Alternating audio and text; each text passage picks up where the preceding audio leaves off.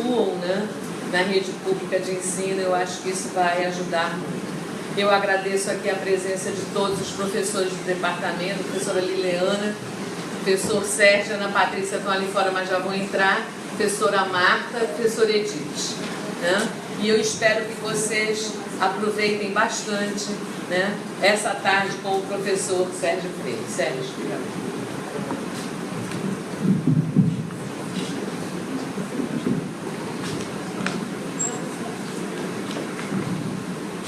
Boa tarde, gente. Boa tarde. Toda vez que a gente vem para um encontro como esse, eu acho que a gente se move por 3 perguntas, né? O que? E daí? E agora? A gente vem para cá pensando nisso. O que tem de novo para ser falado aí, né? E daí? O que esse assunto interessa? O que ele mexe com a vida da gente? O que ele mexe com a nossa vida profissional, com a nossa formação? E depois que a gente discute um pouquinho, a pergunta que fica é: e agora? Com tudo isso que a gente viu, discutiu, o que a gente faz com essa informação? Baseado, eu acho que nessas 3 perguntas, que quem prepara algum material para uma conversa como essa que a gente vai ter aqui agora à tarde, sobre a medida provisória, tem que levar em consideração essas 3 perguntas. E assim eu fiz, né? Eu tentei reunir um pouco a informação que está circulando sobre isso, para a gente qualificar um pouco essa informação. Tem muita coisa sendo falada, né? E muitas dessas coisas que estão sendo faladas, elas ganham uma dimensão muito grande por questões políticas, né? A favor ou contra, e acabam, de certa forma, desvirtuando um pouco o sentido real do que está sendo proposto. Então, qual é a ideia aqui? A primeira coisa o primeiro momento é esse, né? Dizer o quê? O que a gente vai falar aqui? Nós vamos falar disso aqui, que é o que moveu vocês para estarem aqui agora à tarde, que é exatamente a questão da medida provisória 746 e as mudanças que ela traz para o ensino médio, né? Esse o que tem que ser bem apetitoso para trazer as pessoas para cá. Eu acho que esse é um assunto que nos interessa muito, porque mexe diretamente com a nossa área de atuação. Nós somos professores em formação, nós somos formadores de professores, e isso tem tudo a ver com a nossa vida, né? Então é um assunto que mexe com a nossa experiência vivida, né? Com a nossa vida profissional e com a nossa vida mesmo do dia a dia. Então é uma motivação suficiente para fazer com que a gente saia de casa e venha para cá, por exemplo, para conversar sobre isso. Aí vamos para a segunda pergunta, né? A primeira é fácil de resolver. O que? É a medida provisória, é sobre isso que a gente vai falar. E daí? Né? O que a gente vai falar sobre essa medida provisória? O que ela traz? E aí tem um pouco daquilo que a gente pensa como professor, a grande dificuldade do professor, de qualquer professor, que é o quê? Selecionar. Selecionar o que você traz para a discussão, selecionar o que você deixa de fora. Aliás, esse é o grande desafio do professor, né? Sempre é selecionar. Quando a gente vai para a sala de aula, a gente precisa decidir o que nós vamos levar para o nosso aluno e o que vai ficar de fora. E nessa seleção, eu pensei em algumas coisas, né? Eu pensei, obviamente, em trazer a medida provisória e discutir. Ela é uma medida provisória pequena, ela tem 13 artigos. E trazer então para a gente discutir ponto a ponto, artigo a artigo, né? Alguns são muito mais impactantes para a gente, outros são mais ajustes na legislação, em função da mudança. Mas, de certa forma, eu acho que essa metodologia, por ser uma medida provisória curta, né, ela não vai ser cansativa. Nós vamos fazer uma introdução, uma breve introdução do cenário, para a gente entender em qual cenário ela chega, e a partir daí, desse cenário, nós vamos para a medida provisória mesmo discutir um pouco o que significa cada um desses artigos que está sendo proposto, cada uma dessas propostas, que vai enfrentar, né, uma discussão muito grande, apesar do pouco tempo da medida provisória. Uma medida provisória, ela, pela natureza, né, da medida provisória, ela deixa muito pouco tempo para discussão. São 120 dias que essa medida provisória precisa ser discutida e aprovada no Congresso. Mas, para vocês terem uma ideia, no dia 30 de setembro, encerrou-se o prazo para as propostas de emenda dos senadores e dos deputados, né? E a medida provisória recebeu 568 emendas, o que é muito significativo, significa que tem muita coisa para ser discutida e debatida aí, né? Então o governo vai ter bastante trabalho para aprovar alguns pontos que ele, o governo, acha que são essenciais nessa medida provisória. É mais ou menos isso que a gente vai discutir, né? A medida provisória, está lá o título da nossa conversa, a medida provisória 746 e as mudanças na educação. O que está sendo proposto, que já está em vigor, a medida provisória, a partir do momento que ela é editada, ela passa a vigorar, ela já alterou a RDB, né, em vários aspectos. Mas ela precisa, pelo próprio trâmite, ser apreciada pelo Congresso em 120 dias, alterada ou não pelos senadores e pelos deputados, porque se ela não for apreciada em 120 dias, ela perde o efeito e ela deixa de valer, e volta tudo a ser como era antes. Então essa é a nossa ideia aqui. A gente vai conversar um pouco sobre o cenário da educação, como é que se organiza a educação brasileira, onde é que entra essa medida provisória, depois falar ponto a ponto aquilo que mais nos interessa dessas mudanças. Aí no final a gente abre uma conversa para tirar dúvida, né? Eu li bastante sobre isso. Por que eu li bastante sobre isso? Primeiro porque é uma área que me interessa de pesquisa. O meu doutorado foi sobre política educacional, né? Legislação educacional. E a tese é sobre isso. Eu estudei a legislação educacional brasileira desde a época dos jesuítas até na época da tese do governo Fernando Henrique Cardoso. Então sempre me interessei pela questão da legislação educacional. No caso da tese, focada no ensino de línguas estrangeiras, né? Mas é um assunto que sempre me interessou. A partir do momento que foi colocada a medida provisória, eu comecei a ler a medida provisória, eu li a exposição de motivos, fui vendo ponto a ponto aquilo que ela mexe, né? As leis que ela altera, e tentei fazer, então, formar um juízo de valor para trazer aqui para a gente discutir, né? Não é o único juízo de valor, ou seja, há interpretações diferentes daquelas que eu, pela minha leitura, fiz, portanto, a minha leitura está sujeita, né, à crítica e a outras leituras, e a discordância, obviamente, mas eu tentei, através da leitura, qualificar um pouco essa informação, porque a gente vive na tal chamada era da informação, né? Mas a informação também, esse volume de informação imenso, nada vale se a gente não consegue transformar essa informação em conhecimento, que é a informação qualificada, a informação significativa, que vai fazer diferença para a vida da gente. E é isso que eu tentei fazer um pouco, ler. Eu voltei, li a LDB de novo, li a lei do Fundeb, né? Fui ler a lei do espanhol, que foi revogada pela medida provisória, para ver como é que essas coisas se amarram e como é que isso vai trazer impactos na vida da gente, professor de formação, né? Só queria dizer agora, assim, de antemão, que todo esse material que eu vou apresentar aqui, toda essa legislação, toda essa papelada consultada para formar esse juízo de valor, vai estar disponível no meu site, tá? Depois no final do endereço. Então quem quiser depois consultar, baixar, para ler com calma, vai estar tudo lá. Porque a gente precisa fazer isso, a gente precisa qualificar o debate, antes de mais nada. Não dá para ficar repetindo coisas em memes de internet, né, no automático, sem qualificar a informação, porque eu acho que é aí que a gente avança. Quando diz, agora qualquer professor sem qualificação vai poder dar aula no ensino médio, não é bem verdade, não é bem isso que a medida provisória diz. Então, quando a gente repete isso, a gente ajuda a criar um caldo de desinformação. Então, a gente precisa saber, não é bem isso, mas tem uma coisa aí, tem uma abertura que realmente é preocupante para o professor, né? O professor de notório saber, mas o que é isso de fato? Vamos qualificar essa informação, vamos fazer esse debate, vamos conhecer um pouquinho de educação, né? E é isso que eu me proponho aqui, essa conversa, trazendo esses dados, trazendo essas informações, para que a gente possa depois, mais ou menos esclarecido com algumas dúvidas, de algumas dúvidas que a gente tem, conversar um pouco e tentar ver daqui para frente, e daí, né? O que a gente faz? E agora? O que a gente faz com tudo isso? Essa é a ideia. Eu queria começar falando um pouco da estrutura da educação básica. Como é que ela se organiza? Como é que no Brasil a educação básica é organizada pela legislação? O que a gente tem aí? Vamos lá. O que organiza a educação básica brasileira é a RDB, a Lei de Diretrizes Básicas de Educação Nacional, 9394, que é uma lei de 96, originalmente, mas que foi sendo alterada por várias outras leis de lá para cá, né? E o que diz a LDB sobre educação básica? Bom, primeiro ela define lá, no artigo 21 em diante, ela começa a definir os níveis de educação básica. Quais são esses níveis? A gente tem a educação infantil, de 0 a 5 anos,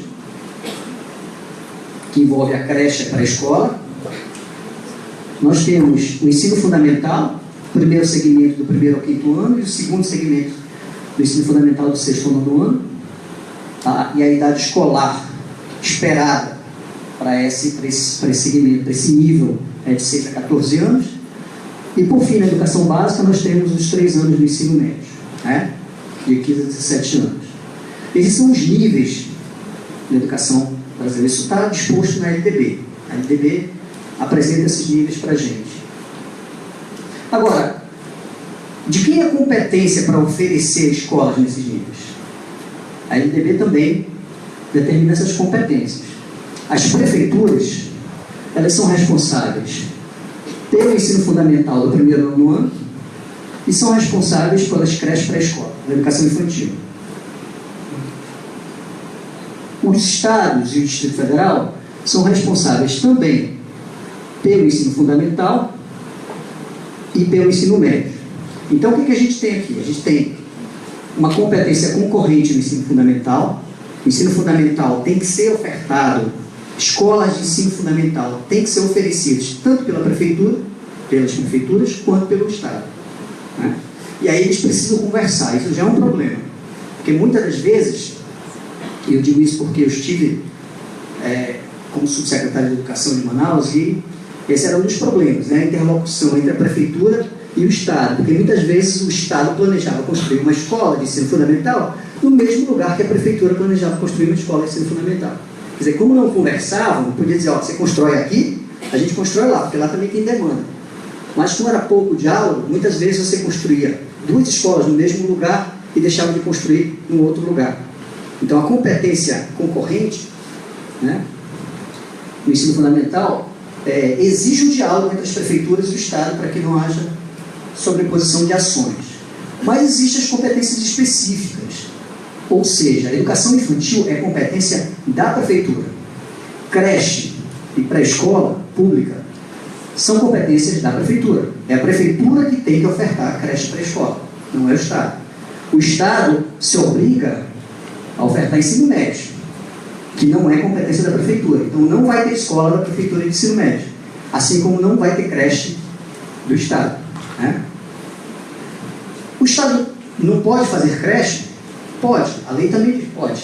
Você, o ente federativo, o Estado, o município, pode fazer escolas fora do seu nível de competência, desde que, a lei diz, estejam automaticamente, completamente supridas as necessidades do seu nível de competência. Então o Estado pode fazer creche, desde que não falte escola, por exemplo, de nível médio. Enquanto faltar escola de nível médio, ele não pode invadir a competência do outro, né? É a mesma coisa, às vezes a gente tem campanhas eleitorais, candidatos a prefeito dizendo assim, se eu for eleito prefeito, eu vou fazer uma universidade municipal, né? Isso é como marketing de campanha, beleza, bacana, mas a lei veda isso, porque você não pode invadir a competência do ensino superior, que é a competência da União, enquanto tem creche faltando na cidade, e muita, né? Só para a gente, então, se localizar aqui, nessa divisão. E a educação básica vai, então, incluir a educação infantil até o ensino médio. Voltando, educação infantil, competência das prefeituras, ensino fundamental, competência concorrente de estados e municípios, e o ensino médio, competência exclusiva do Estado. Pergunta, de onde vem o dinheiro para fazer tudo isso? Né? Bom, o dinheiro, assim, o dinheiro para manutenção, desenvolvimento do ensino, para pagamento de professores, etc., vem basicamente de 2 lugares, né? Um de recursos próprios. A Constituição determina que a União tem que gastar com a educação 18% do seu orçamento, e os estados e municípios 25% do seu orçamento, advindo de impostos. Por exemplo, no caso do estado de IPVA, ICMS, né? Tudo que o estado arrecada de uma cesta de impostos, 25% tem que ser utilizado obrigatoriamente com a educação. Se o governador não usa os 25%, ele incorre em improbidade administrativa. Então é preciso usar, está garantido pela Constituição, né? 25%, 1/4 dos recursos do Estado precisam ser gastos com educação. 1/4 dos recursos da Prefeitura, isso está na Lei de Diretrizes, na norma, Lei Orgânica do Município, 1/4, 25% dos impostos arrecadados, PTU e uma série de outros impostos da Prefeitura, precisam ser gastos com educação. No mínimo, isso é o que a Constituição garante. Manaus já teve, na sua lei orgânica, a determinação de gasto de 30%, 1/3. Isso foi até o final da administração do prefeito Serafim Correia. Na administração seguinte, que o prefeito eleito foi o Amazonino Mendes, né? Eleito inclusive com o discurso de que ia construir creches, não sei se vocês lembram disso aí. A primeira medida política da administração do prefeito Amazonino foi, através do líder do prefeito na Câmara, foi reduzir na lei orgânica do município de 30% para 25% o gasto com educação. Quer dizer, Manaus já tinha avançado, né? Manaus já tinha 5% a mais de gastos previstos na lei orgânica do município, mas assim que o Amazonino assumiu, da outra vez, o seu líder, na época vereador Fabrício Lima, entrou com uma proposta de emenda à lei orgânica do município, diminuindo os gastos obrigatórios de educação de 30% para 25%, ao mesmo tempo que dizia que ia fazer 1.000 creches. Quer dizer, uma coisa meio, né, como é que eu vou construir creches que exigem recursos e diminuo os recursos para a educação, né? Mas constitucionalmente é isso. Há uma determinação de quanto se deve gastar dos impostos arrecadados na educação. Os estados de 25% e as prefeituras de 25%. A União 18%. Fora isso, existem os recursos do Fundeb, né? Em 2007, o presidente Lula alterou o Fundef, que era uma lei que pegava só o ensino fundamental, e ampliou para o Fundeb, que é o Fundo de Valorização do Magistério e Manutenção e Desenvolvimento, né? O que é isso? É um recurso que veio do governo federal, de uma cesta de um fundo, né, o próprio nome diz, em que é o seguinte: os estados e municípios, eles arrecadam 20% dessa arrecadação não ficam nos estados e municípios, vão para uma grande cesta nacional.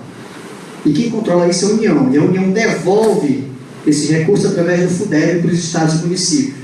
E como é que a União devolve isso, né? Como é que é feita essa devolução? Essa devolução é feita da seguinte forma. Por exemplo, 2016. 2015 é feito censo escolar. Então, todas as redes estaduais e municipais precisam preencher o censo escolar. Quer dizer, quantos alunos tem em cada nível, né? Em cada série. E a partir do número de alunos do ano anterior, no caso 2015, vai ser transferido recurso per capita em relação a esse número de alunos no ano seguinte. E aí cada nível tem um valor, né? Por exemplo, só para vocês terem uma ideia aqui, deixa eu achar aqui desse ano. O valor referência é 2.000 e alguma coisa. Vamos saber aqui embaixo agora. Mas o valor referência é 2.000 e alguma coisa. Mas assim, ensino médio técnico, que é um pouco mais caro, precisa de laboratório, né, vai ter uma ponderação diferente. É esse valor, 1,3 desse valor, por exemplo. Educação indígena é 1,2. Educação especial é 1,5. Então tem uma ponderação aí. Eu tenho que saber quantos alunos eu tinha no passado de educação especial, educação infantil, né, ensino médio, técnico. E a partir desse número, eu informo o governo federal faz um cálculo per capita e repassa os valores em função do censo do ano anterior. Aí é muito importante para as redes, tanto municipal como estadual, garantir a aprovação dos seus alunos. Porque quanto mais alunos aprovados, maior o recurso no ano seguinte. O problema é que às vezes essa aprovação é a qualquer custo, né? Para não perder o recurso, você abre mão de certas coisas, a própria qualidade do aprendizado mesmo. O importante é passar o aluno. Aí vem as propostas de aprovação automática, uma série de outras coisas aí que são complicadíssimas, que tem, né, como objetivo duplo a primeira arrecadação do Fundeb maior no ano seguinte, e segundo, aumentar a taxa, diminuir a taxa de evasão, que é um dos componentes usados no cálculo do IDEB. Então, quanto menos alunos é evadido, maior tende a ser a nota do IDEB, porque a nota do IDEB é um cálculo da prova Brasil multiplicada pelo índice de frequência. Então, a gente vai, depois vai ver um exemplo aqui só para ver como é que isso funciona. Então, é daí que vem o dinheiro, né? E interessante, o Fundeb. O fundo, ele foi criado fundamentalmente com dois motivos. Primeiro, para distribuir renda de uma forma igual na federação. Tem estados mais ricos, estados mais pobres. Esse é o princípio federativo. Quem tem mais ajuda quem tem menos, né? E o objetivo maior foi o quê? Valorizar o magistério. O nome do fundo é esse, Fundo de Valorização do Magistério. O que significa isso? A lei do Fundeb diz que 60% dos recursos que são repassados para estados e municípios precisam necessariamente ser gastos com pagamento de professor. Professor ou qualquer outro profissional de educação que esteja nativo, né? Professor, diretor, enfim. Mas não pode pagar, por exemplo, merendeiro, não pode pagar guarda, não pode pagar... Isso aí tem que ser com recurso próprio, tem que estar naqueles 25% dos recursos próprios. Não pode pagar merenda escolar, né? Tem umas vedações do uso do Fundeb, mas 60% do dinheiro que entra tem que ser pago com o salário de professores. Isso explica pra gente, às vezes, aquele tal do bônus do Fundeb, né? Quem já ouviu falar no bônus do Fundeb? Cadê o nosso Fundeb, governador? As campanhas, né? Pague o nosso Fundeb, a prefeitura ficou com o Fundeb.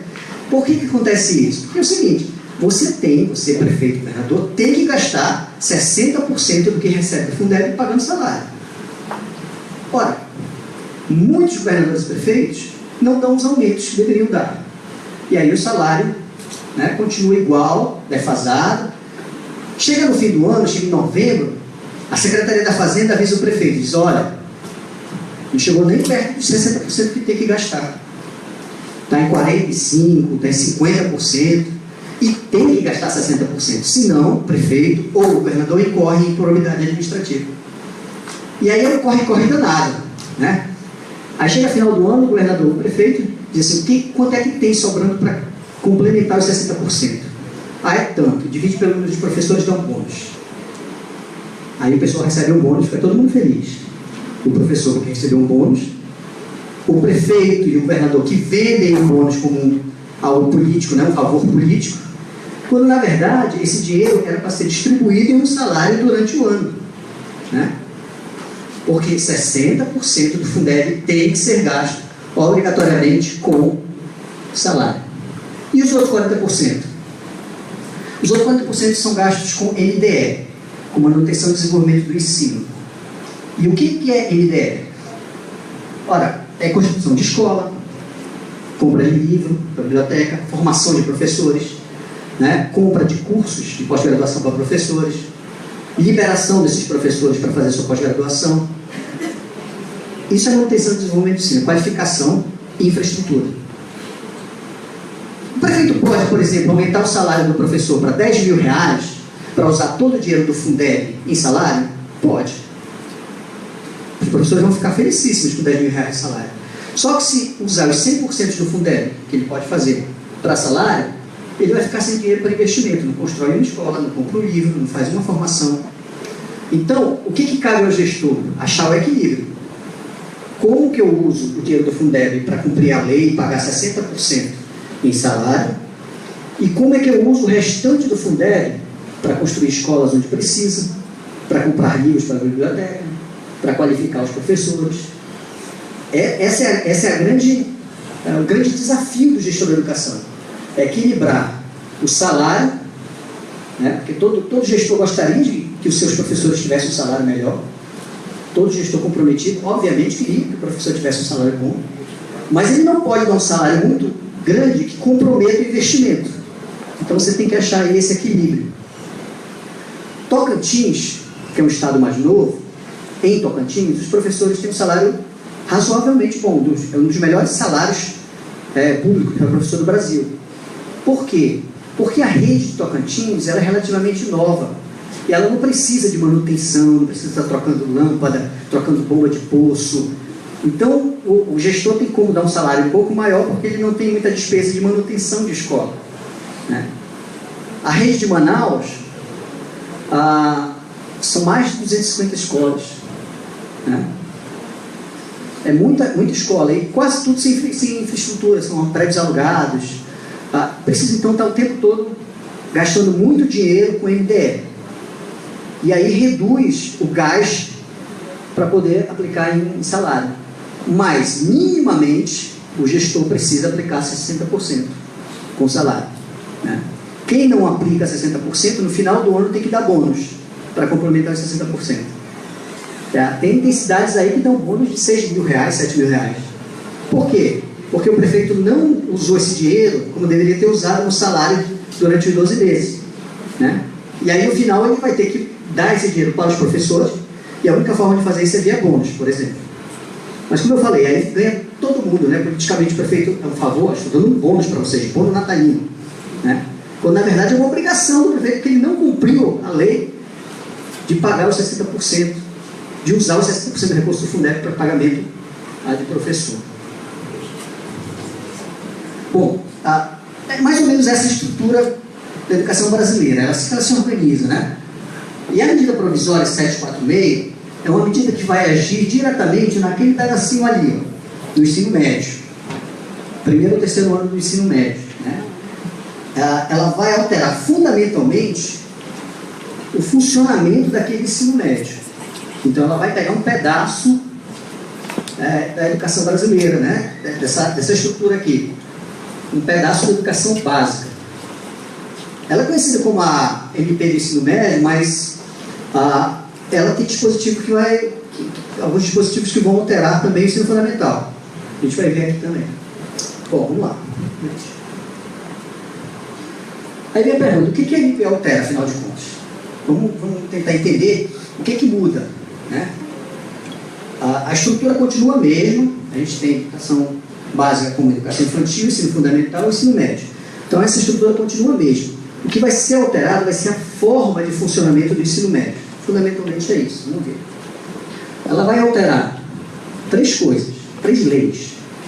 A LDB, então a MP altera vários artigos, aliás, a grande parte da medida provisória são alterações na lei de diretrizes e bases, na LDB. Ela vai alterar a lei do Fundeb, porque ela precisa adequar a lei do Fundeb, dessa transferência de recursos, para as mudanças que ela está fazendo no ensino médio.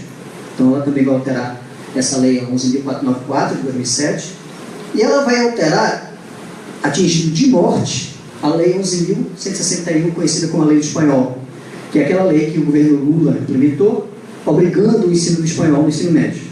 Que a MP revoga essa lei, né? É o último artigo, assim, essa lei está revogada. O espanhol não é mais obrigatório no ensino médio. Vamos começar pela exposição de motivos. Eu trabalho com análise do discurso. Essa é a minha área de trabalho, né? De formação no doutorado. Eu fiz análise do discurso, trabalho, pesquisa, análise do discurso, escrevo sobre análise do discurso. Então eu fui ler a exposição de motivos da medida provisória para tentar ver nessa exposição de motivos, visualizar, né? Explicitar quais são os discursos que estão por trás dessa mudança. O que está sendo proposto com essa mudança, afinal de contas. E aqui vou colocar alguns pontos que a medida provisória traz como exposição de motivos. Ou seja, por que mudar? A exposição de motivos é apresentada ao presidente da República dizendo o seguinte: ó, nós estamos propondo uma medida provisória por isso, por isso, por isso, por isso, por isso. Então, a exposição de motivos é exatamente, como o próprio nome diz, a motivação para a mudança. O que diz as exposições de motivos da medida provisória? Primeira coisa, que o ensino médio não atingiu os resultados esperados. Então, que nós estamos patinando na qualidade do ensino médio. E isso seria um motivo para propor uma mudança. A gente não está mudando. Qualitativamente, o ensino médio está ruim. Isso é um motivo, que é dado pela medida provisória. Outro, o currículo do ensino médio, antes da medida provisória, era um currículo composto por 13 disciplinas, né? Então, o ensino médio no Amazonas, o ensino médio no Pará, São Paulo, etc., teria as 13 disciplinas. O que mudaria era a componente curricular da parte diversificada. Então, aqui você teria na história do Amazonas e tal, mas 13 disciplinas. Segundo a medida provisória, esse currículo é muito extenso. 13 disciplinas são muitas disciplinas para o aluno fazer. E aí é justificativa para reduzir esse número de disciplina. Além de tudo, por ser um número muito extenso de disciplinas, o conteúdo acabava sendo visto de forma superficial e fragmentada. Diz a medida provisória, esses são termos da medida provisória, tá, gente? Forma fragmentada que não dialoga com a juventude nem com o setor produtivo, segundo o SEBRAP e Fundação Vitor Tivita. Aí a gente já começa a se tremer todinho, né? Quando você começa a ver em que instituições a medida provisória começa a se ancorar para se justificar. Fundação Vitor Tivita é a fundação da editora Abril, da revista Veja, né? Etc. Mais tarde, ainda na exposição de motivos, ele vai falar do Banco Mundial, né? Não, porque o Banco Mundial disse que é coisa. Aí você começa a ficar preocupado para ver que as motivações elas vêm de determinado lugar e, portanto, de determinada concepção de educação, que talvez não seja tão interessante para determinada parte da população, né? E interessante para quem propõe, claro. Dados. Na exposição de motivos, a medida provisória traz alguns dados. Ela diz que 85% de alunos do ensino médio estão em escola pública, né? Ou seja, a esmagadora maioria da população brasileira estuda o ensino médio em escola pública. Somente 58% em idade escolar correta estão fora de fluxo, né, na idade. A gente viu que o ensino médio, se o aluno seguir o fluxo direitinho, ele deve terminar aos 17 anos, né? Esse é o normal. Mas muitos dos alunos que estão em ensino médio, principalmente em escola pública, fundamentalmente em escola pública, estão fora da idade do ensino médio. Então, são pessoas que são mais velhas do que deveriam ser, né? Estudando naquele nível de ensino. 23,6% estudam no período noturno. Isso é quase um quarto, né? Dos alunos de ensino médio de escola pública que estão no período noturno. E isso significa uma coisa. O que significa isso? Significa que muita gente está indo estudar à noite porque está trabalhando, porque não tem condição de estudar, né, de manhã ou de tarde.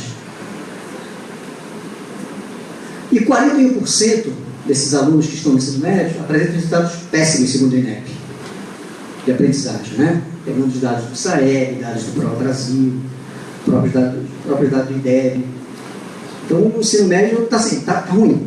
Essa é a ideia geral que a medida provisória diz: o ensino médio está ruim, aí ele precisa mudar. Mas tem mais ainda alguns motivos. Traz dados, né, queda no desempenho do SAEB, 5,3% caiu em relação ao último exame em matemática e 8% em língua portuguesa. Ou seja, comparativamente, os alunos que fizeram o SAEB, o último SAEB, tanto em português quanto em matemática, eles caíram em desempenho em relação ao teste anterior. Obviamente, uma exposição de motivos, então vai trazer motivos que justifiquem a mudança, né? Está ruim, o nível está baixo, o aprendizado está baixo, né? É um currículo muito grande, é um currículo fragmentado, que não dialoga com a juventude, não dialoga com o mercado e tal, e portanto precisa mudar. Aí na exposição de motivo fala do IDEB do ensino médio. A meta para 2021 do ensino médio brasileiro, no Brasil, é de 5,2. O IDEB é medido de 2 em 2 anos, né? 2013, desde 2009, 2011, 2013, 2009 teve uma pequena alta. Aí 2011, 2013, o IDEB do ensino médio brasileiro estagnou em 3,7. Não mudou. E precisa atingir, como meta, em 2021, 5,2.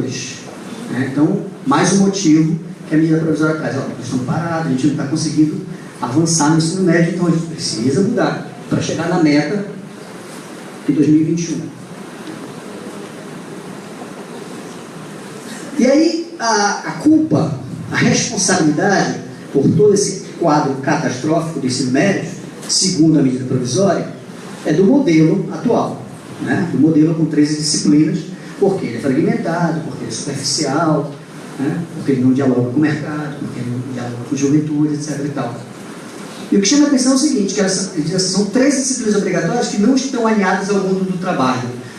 E a gente começa a ver uma certa recorrência dessa insistência com a questão do trabalho. Não é que a preparação do trabalho não seja importante não, no ensino médio, é óbvio que é, né? O problema é quando ela passa a ser o centro e substitui uma formação humanística, que é o que se espera, né, do aluno do ensino médio.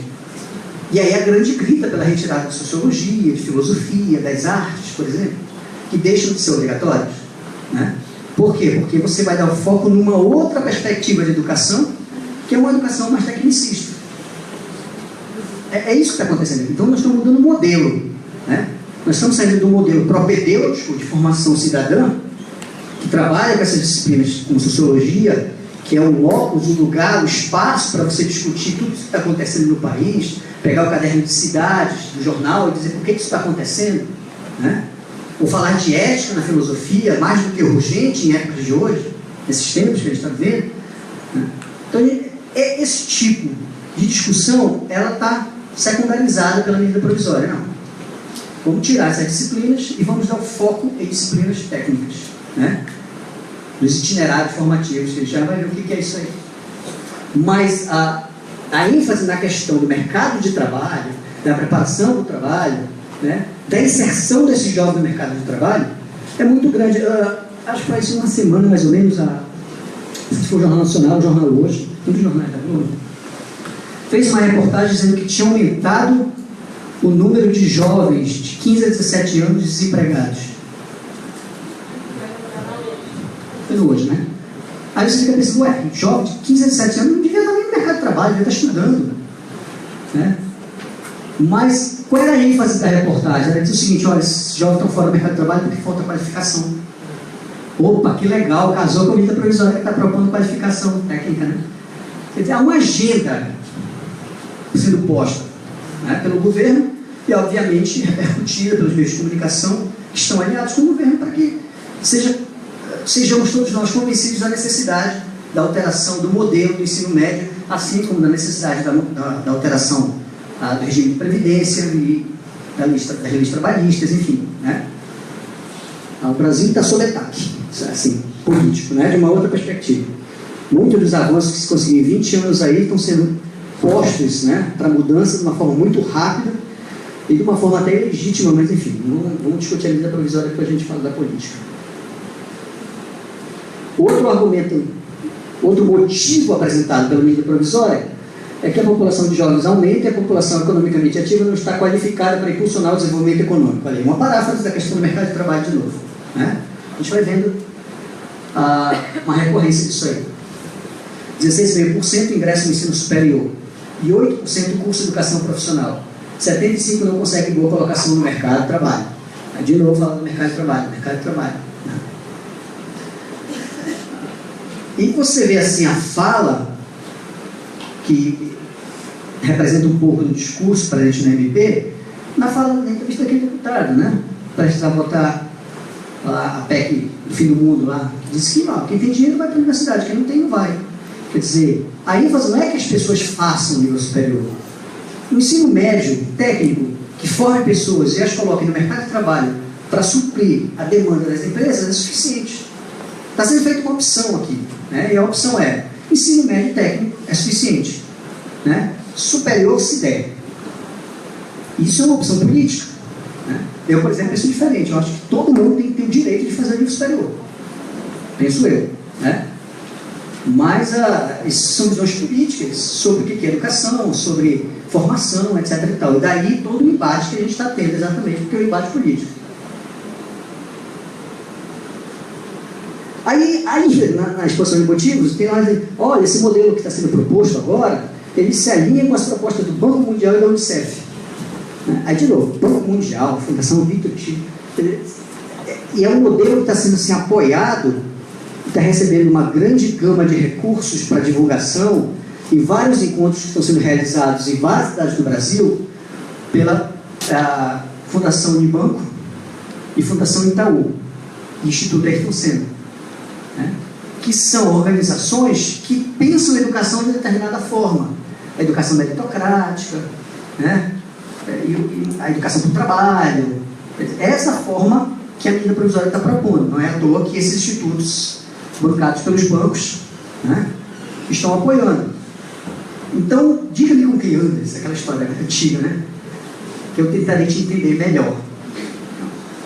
Essa visão de educação que está sendo construída e proposta pela medida provisória para o aluno do ensino médio é uma visão que muda o modelo atual de uma formação mais propedêutica, mais geral, mais cidadã, para uma formação mais técnica.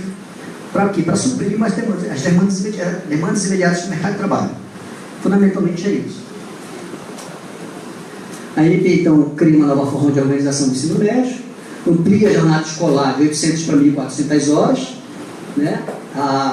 Com isso propõe o ensino médio integral, e aí começa a ficar meio complicado, matematicamente complicado, quando você propõe criar um ensino médio integral, o que requer recursos, e ao mesmo tempo manda para o Congresso uma PEC, uma proposta de emenda constitucional, que congela investimentos por 20 anos. E como é que você amplia escolas de ensino médio em tempo integral, que requerem recursos, requer investimento, e ao mesmo tempo você congela investimentos por 20 anos? Isso é matemática pura, né? Várias simulações aí do IPEA, da UFRJ, mostraram já a perda na saúde e na educação que essa emenda constitucional, chamada PEC do Fim do Mundo, vai trazer para essas áreas, né? Então é complicado que o governo propõe uma mudança, uma alteração, uma ampliação das escolas de tempo integral, ao mesmo tempo que diminui recursos da educação. É um contrassenso. É mais ou menos a reedição daquela história do Amazonina. Vamos construir 1.000 creches e diminuir de 30% para 25% o gasto municipal com a educação. Então há uma contradição.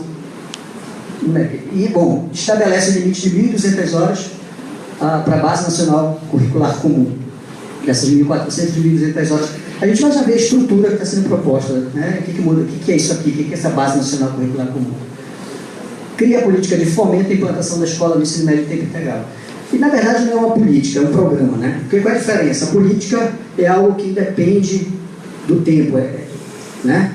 Não é uma política de uma administração, é uma política de governo. E essa proposta de fomento para escolas de tempo integral, diz assim, ó, o Estado que quiser construir escola de tempo integral, ensino médio, o governo vai dar dinheiro durante 4 anos só. Então tem prazo para terminar. Se tem prazo, não é política, é programa, né? Depois dos 4 anos, te vira, né? Mais ou menos isso. Mas os deputados e os senadores estão fazendo emendas, eu falei, já recebeu mais de 560 emendas, né? E várias delas dizem, não, isso aqui, quer colocar isso aí? Então tem deputado, por exemplo, que propõe que seja durante 12 anos, não 4, né? Tem deputado que diz que não tem que ter prazo não, enquanto tiver construído escola de tempo integral, o governo tem que bancar. Tem um monte de emenda aí que o governo vai ter que enfrentar politicamente no Congresso. Beleza, essa foi a exposição de motivos. Da exposição de motivos, o que a gente tira? A gente tira o seguinte: está sendo proposto um modelo diferente do modelo atual, né? Um modelo de educação diferente do modelo atual. O modelo atual é um modelo que tem 13 disciplinas das mais variadas áreas de conhecimento, né? Disciplinas de formação propedêutica, de formação cidadã, formação geral do aluno. E agora está sendo proposto um ensino que vai, né, dar o foco na questão mais técnica, do ensino técnico, ainda que traga alguns itinerários formativos na área de humanas, na área de cidadania, enfim. Mas vamos lá, vamos ver as alterações da LDB. Como eu falei para vocês, são 3 artigos, muitos deles estão condensados numa ideia só, então não vai demorar muito não, vai ser relativamente rápido. O primeiro artigo aumenta progressivamente a carga horária para 1.400 horas. Então hoje o ensino médio tem 800 horas. A proposta é que ele seja ampliado para tempo integral e passe a 1.400 horas, paulatinamente, né? É bacana, a ideia do tempo integral é muito legal. Mas, olha, para você trabalhar a escola de tempo integral, você tem que minimamente pensar em 2 coisas: infraestrutura e qualificação profissional dos professores. Isso está sendo tangenciado muito, né, de uma forma muito fraca na MP. A infraestrutura, eles dizem que vão financiar as escolas de tempo integral durante 4 anos. Formação de professores, nem falam disso na MP, né? Então a ideia do tempo integral é muito legal, muito bacana. Agora, tem umas condicionalidades para ser implementada de forma eficaz e de forma efetiva, né? Isso a gente precisa discutir também. Então o artigo 1º da LDB, ela altera esses artigos aqui, que são artigos da LDB, tá? O artigo 24, que na LDB anterior dizer que era 800 horas de ensino médio, que está propondo para 1.400. No 26, parágrafo 1º, define o que os currículos devem incluir por nível de ensino. Parágrafo 2º, ele restringe o ensino de artes e a educação infantil e o ensino fundamental. Na LDB antiga, porque já mudou a LDB, entre validade assim que ela é editada. Na LDB antiga, artes, educação, artes e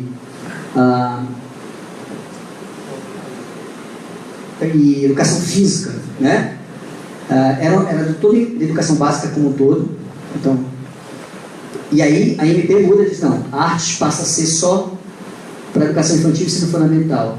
Educação física também, só para educação infantil e ensino fundamental. Ou seja, na prática, retira artes e educação física do ensino médio. O governo diz, não está retirando sim, né?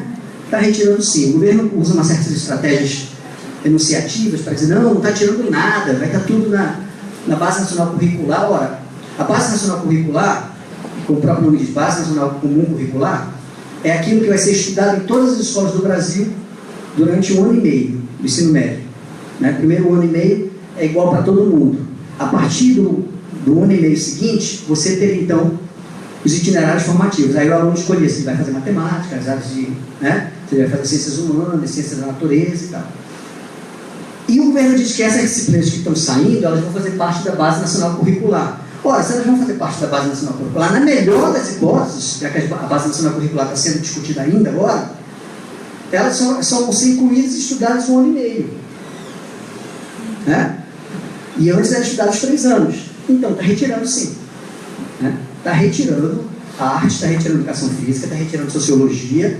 Essas disciplinas, se aparecerem, vão aparecer na Base Nacional Curricular, que tem uma duração de 1 ano e meio. A partir daí você vai trabalhar, os alunos vão trabalhar os itinerários formativos preferenciais.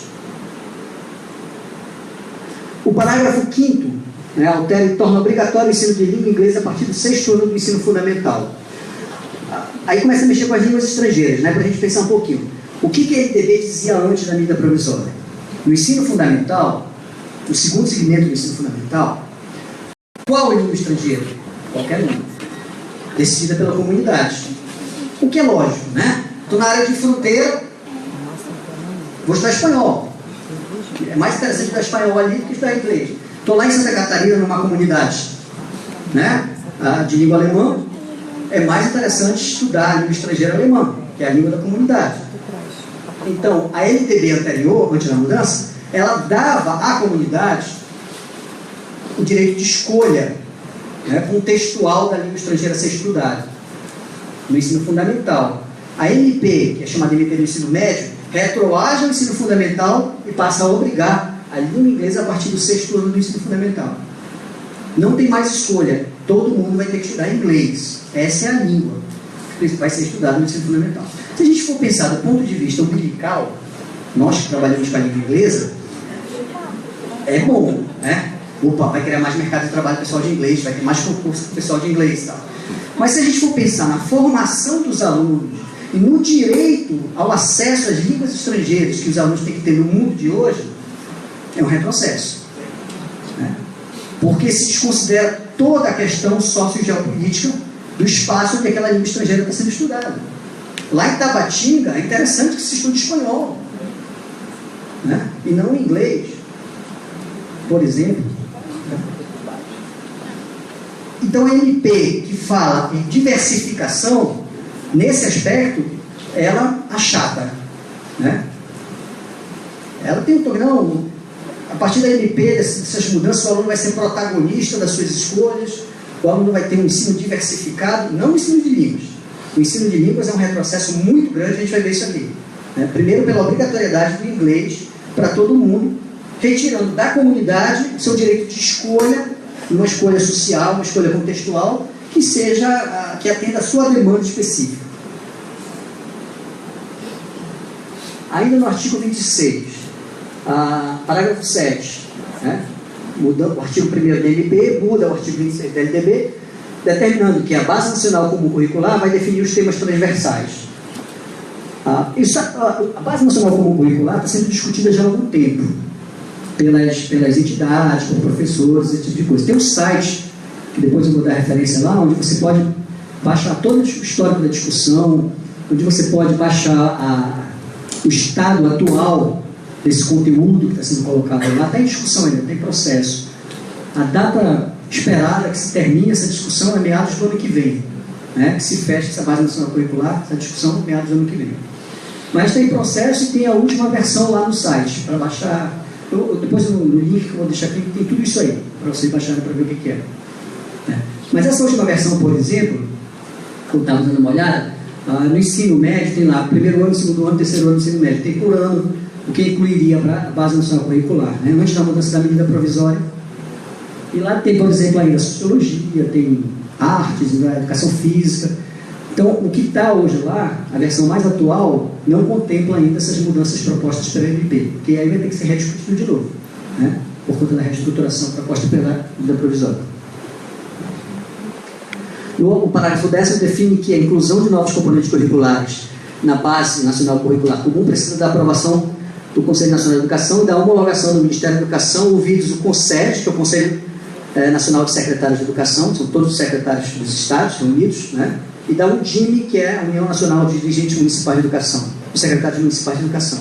Então, depois que foi estabelecida qual é o conteúdo da base nacional curricular, qualquer alteração que for feita precisa passar pelo Conselho Nacional de Educação, né? O ministro de Educação precisa concordar. Se ele disser não, acabou-se, né? Ele tem um poder de veto. Mesmo que o Congresso discuta, por exemplo, incluir discussão sobre a questão de gênero, né, na base nacional curricular, se o ministro chegar e dizer não concordo com isso, morreu ali a discussão. Quer dizer, o ministro passa a ter um poder muito grande em relação à discussão feita, por exemplo, no Congresso, né? E além disso, claro, precisam ser ouvidos também os secretários estaduais de educação e os secretários municipais de educação. Tem emenda aqui na MP que diz o seguinte: não, tem que ouvir também a União dos Estudantes Secundaristas, né? Tem que ouvir a Confederação Nacional dos Trabalhadores da Educação. Então, tem que colocar mais gente nesse caldo aí para opinar, senão fica muito, né? E essas são algumas mudanças propostas pelas emendas, com as quais o governo vai ter que se debater nessa discussão aí, e um prazo muito curto. A gente tem 120 dias para discutir tudo isso aí. São 568 emendas. E nisso a medida provisória é ruim, porque a medida provisória ela tem um tempo de discussão. Se fosse um projeto de lei, né, teria muito mais tempo para discutir tudo isso. É essa a grande crítica ao governo ter usado uma medida provisória, por exemplo, a Lei Geral da Educação, que nunca fez, né? Aí veio o ministro da Educação e disse: não, já fez sim, o governo já lançou uma medida provisória para estabelecer um programa tal, não sei o que na escola. Mudança com essa magnitude, né, que vai impactar na vida da formação de jovens, nunca foi feito via medida provisória. É a primeira vez que isso se fez. Isso é muito ruim, porque o tempo de discussão da medida provisória é muito curto, né? E aí vem a pergunta: a quem interessa essa pressa toda? O artigo 36, medida provisória, altera também o artigo 36 da LDB. Define que o currículo do ensino médio será composto pela Base Nacional Comum Curricular comum e por itinerários formativos, definidos pelos sistemas de ensino nas seguintes áreas de conhecimento e atuação profissional. É aqui que muda a estrutura do ensino médio. Então, qual é a ideia da medida provisória? O ensino médio hoje tem 13 disciplinas que são estudadas durante, né, primeiro, segundo, terceiro ano do ensino médio. A proposta da medida provisória é a seguinte: os alunos estudarão 1 ano e meio os conteúdos da Base Nacional Curricular, que seria igual para todo mundo, e o outro 1 ano e meio, né, que completaria os 3 anos do ensino médio, o aluno optaria por um itinerário formativo. E o governo aponta na medida provisória 5 itinerários formativos: linguagens, matemática, ciências da natureza, ciências humanas e formação técnica e profissional. Como é que funcionaria isso? Qual é a ideia? Assim, tem muito pouca discussão sobre isso ainda, né? Eu andei pesquisando, tentando entender mais ou menos como é que funciona isso. A ideia é a seguinte: a escola de ensino médio ela vai oferecer, né? Ela tem que oferecer, pela medida provisória, o primeiro ano e meio, que seria básico para todo mundo, que seria uma base comum nacional, e depois ela ofereceria itinerários formativos. Ora, vai ser muito difícil, muito complicado, até pela infraestrutura, falta de professores e falta de espaço físico, que todas as escolas de ensino médio ofereçam os 5 itinerários formativos, né? Porque a ideia do governo é que não, o aluno vai ser protagonista da sua escolha. Ele vai estudar só o que ele quiser. Se ele quiser estudar linguagens, ele vai estudar só língua inglesa, língua espanhola, né? Se ele tiver propensão para ir para matemática, ele vai estudar física, ele vai estudar, né, essas disciplinas só de cada área específica. a partir do ano e meio final do ensino médio. Mas eu volto à pergunta.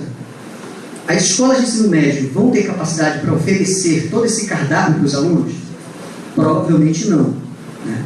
Segundo circula nas discussões, apesar de não estar na medida provisória, e são alguns comentadores, né, que em debates falaram isso, gente do Ministério assim, extraoficialmente, as escolas serão obrigadas a oferecer pelo menos 2 itinerários formativos, né?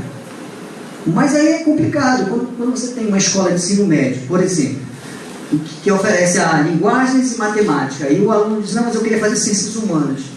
Ele não vai poder fazer ciências humanas, ele vai fazer linguagens e matemática, que é o que a escola oferece. Então, esse protagonismo vendido pela medida provisória acaba indo para o ralo, né? Porque o aluno vai acabar fazendo aquilo que a escola vai ofertar. E, obviamente, na maioria das vezes, olha que eu trabalhei dentro do sistema educacional, eu sei disso, na maioria das vezes a opção por pressão é pelo que é mais barato, né? Então, a tendência é que você ofereça cursos que são mais baratos, que não demandem laboratórios, né? Então, esse é um problema. Porque o aluno vai acabar fazendo coisas com as quais ele não tem afinidade. E a ideia do protagonismo fura em relação a isso. Aí já tem emenda aqui de deputado que diz o seguinte, é o seguinte, beleza esse negócio de itinerário formativo, mas aí as escolas vão ser obrigadas a oferecer os 5 itinerários formativos. Isso pode ser até aprovado no Congresso, mas vai ser vetado pelo presidente, porque ele vai dizer que não tem dinheiro para isso, né? Pelo temeroso lá. Então, a ideia é essa, ó, que se tenha 1 ano e meio estudando a Base Nacional Curricular Comum e o outro 1 ano e meio, um desses itinerários formativos. Nesses itinerários formativos, você teria disciplinas afins desse itinerário formativo. Como eu falei, linguagem, você teria língua portuguesa, né? Aliás, língua portuguesa, matemática e língua inglesa são obrigatórios nos 3 anos, né? Isso aí a gente vai ver daqui a pouco. Mas você teria, além da língua portuguesa, que é obrigatória, você teria a língua espanhola, você poderia ter uma terceira língua estrangeira, você poderia ter disciplinas de técnicas de redação, você teria 5 ou 6 disciplinas dentro do itinerário formativo, não mais do que isso. Ou seja, a partir de 1 ano e meio no ensino médio, o aluno afunilaria para um dos itinerários formativos e dentro desses itinerários formativos ele estudaria disciplinas que teriam tudo a ver com aquele campo só, linguagem, matemática, ciências da natureza, né? Então aqui, por exemplo, eu opto por ciência da natureza, vai estudar biologia, vai estudar física, né? Vai estudar só essas disciplinas aí, além das 3 obrigatórias para todo mundo, que é língua portuguesa, matemática e língua inglesa. A grande novidade aqui, a grande ênfase é na formação técnica e profissional, que é o grande tchan-tchan da MP, né? É o que ela enfatiza bastante aqui. Ficou claro como é que vai funcionar assim o ensino médio? Então hoje é assim, tem as 3 disciplinas que estão distribuídas nos 3 anos, beleza. Com a mudança, né, a ser implementada daqui a 2 anos mais ou menos, o aluno vai fazer isso, ele vai estudar 1 ano e meio do conteúdo comum para todo mundo, da Base Nacional Comum, Currículo Comum, e aí o outro 1 ano e meio ele vai escolher, aí com todas as aspas, né? Ele vai escolher qual itinerário formativo seguir. Isso se ele tiver essa opção de cardápio à sua escolha. Senão, vai acabar que a escola vai acabar escolhendo para ele, o sistema vai acabar escolhendo para ele, porque vai dizer, não, olha, aqui você só tem linguagens, cara, né? Então, aqui só tem linguagem e matemática. Mas eu queria fazer ciência da natureza. Não, mas aqui não tem. Ou tu vai para uma escola lá do outro lado da cidade, né? Ou em outra cidade, tanto no interior, ou então você vai fazer o que tem. Bom, e o tal do protagonismo vai para o espaço, né? Tem a emenda de parlamentar que diz o seguinte, ó, cidades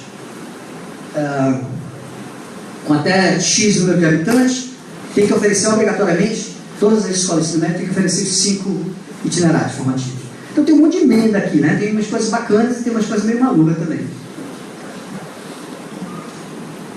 Ainda na LDB, o artigo 36, parágrafo 1 ao 7º, os sistemas definirão qual área ofertar respeitada a base nacional curricular até o limite de 1.200 horas. Então, aqui é que está meio nebuloso. Em canto nenhum na lei diz que o sistema deve ofertar os 5 itinerários. Em canto nenhum. Discute-se aí, eu já vi várias entrevistas, conversas que tem que ser no mínimo 2. Mas não tem nada oficial, não tem nada na lei que fale sobre isso. Eu não achei, eu li com muito cuidado sobre isso. Né? Mas aí a MP diz o seguinte: os sistemas, a Secretaria Municipal, a Secretaria Estadual, no caso da Secretaria Estadual, porque é ensino médio, os sistemas definirão qual área ofertar, qual das 5 áreas ofertar, respeitada a base nacional curricular. Né? Então, respeitado aquele 1 ano e meio que é igual para todo mundo. Os currículos do ensino médio incluirão a língua inglesa obrigatoriamente e, opcionalmente, outras línguas estrangeiras, preferencialmente a língua espanhola. E aqui tem uma pegadinha, né? A LDB anterior, antes da MP, o que ela falava do ensino médio, no que diz respeito à língua estrangeira? No ensino fundamental a gente já viu, que era qualquer língua estrangeira, a escolha da comunidade, né? No ensino médio dizia o seguinte, antes de 2005, da lei do espanhol, dizia que era obrigatório o ensino de uma língua estrangeira obrigatória, ensino médio, e uma segunda opcional. Tudo que é opcional na legislação educacional brasileira, desde a época dos jesuítas, nunca foi implementado. Então, quando você lê na lei assim, opcionalmente, esquece. Né? Tradicionalmente, não se implementa nada que é opcional na lei. Muitas vezes se implementa nem o que é obrigatório, quanto mais o que é opcional. Então, era uma língua estrangeira obrigatória, ele deveria dizer. Normalmente era o inglês. Em 2005 veio a lei do espanhol, na época o presidente era o Lula. E qual era a ideia do legislador? Vamos tornar o espanhol obrigatório, porque o aluno vai ter 2 línguas, que já tem o inglês, né? Vai ter 2 línguas no ensino médio, inglês e espanhol. Ora, mas o que os sistemas fizeram? Como é que eles leram a lei? Sabe o seguinte, a LDB diz que a gente tem que ofertar uma língua obrigatória. A lei do espanhol diz que tem que ser o espanhol. Então vamos tirar o inglês, vamos ofertar só o espanhol, que foi o que aconteceu, né?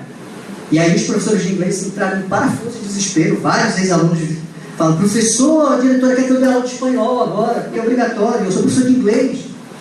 Eu não sei dar aula de espanhol, porque quando a lei foi implementada não se tinha os cursos de espanhol como tem hoje, né? Formação de professor. E muitos dos professores de inglês tiveram que assumir a disciplina de espanhol, olha só, né? Aí eu não assumo, não, mas se eu não assumir, eu vou ficar extralotado, vou me mandar de volta para a secretaria. É a história do extralotado, né? É a punição do professor. Não aceito o que eu te dou, então volta para a secretaria para ser redistribuído. Então a lei acabou saindo pela culatra da lei do espanhol, era para ampliar para a oferta de 2 línguas no ensino médio, mas o sistema optou pelo mais barato, né? Ora, se é obrigatório, aí ele diz que é obrigatório uma língua, e tem uma lei que diz que o espanhol é obrigatório, essa língua é o espanhol, tira o inglês. E aí houve um vasto investimento no inglês, no espanhol, em termos de cursos de formação, a criação de cursos de espanhol nas universidades particulares e federais, né? Até porque essa lei do espanhol foi criada atendendo uma demanda socioeconômica da inserção do Brasil no Mercosul. E hoje, por um artigo na medida provisória, você absolutamente retira o espanhol do ensino médio completamente e o torna opcional. Ou seja, acabou o espanhol para o ensino médio, né? A não ser em itinerários formativos de linguagem, quando o sistema está, né, tem condição de oferecer, porque é opcionalmente, preferencialmente o espanhol. Depois estabelece a língua portuguesa e matemática como obrigatórias nos 3 anos do ensino médio. Então tem lá a Base Nacional Comum Curricular, 1 ano e meio, e tem mais outro 1 ano e meio dos itinerários formativos, mas português, matemática e inglês são obrigatórios nos 3 anos. Né? Independente do itinerário formativo que o aluno escolhe. O parágrafo 10 define que quando concluir um itinerário formativo, e se houver vaga, o aluno poderá cursar outro itinerário formativo. Né? Então, pode ficar fazendo ensino médio até... Né? É melhor porque não cria demanda de vaga no ensino superior. Né? Bom, vamos lá. Ainda no artigo 1º, que está mudando a LDB, parágrafo 11 e 12, define a oferta de formação do ensino técnico profissionalizante, prevendo parcerias. Isso aqui é uma grande preocupação. Por quê? Porque essas parcerias, elas abrem um precedente para convênio com organizações sociais, ela abre um precedente de transferência de recurso público para grupos privados, para organizações sociais privadas. E aí é complicado, né? Você transferir recursos, porque aqui pode fazer parceria. E aí a gente sabe como é que funcionam essas parcerias, na maioria das vezes. O político vai lá, cria uma fundação, pô, dá o nome da mãe dele para a fundação, né?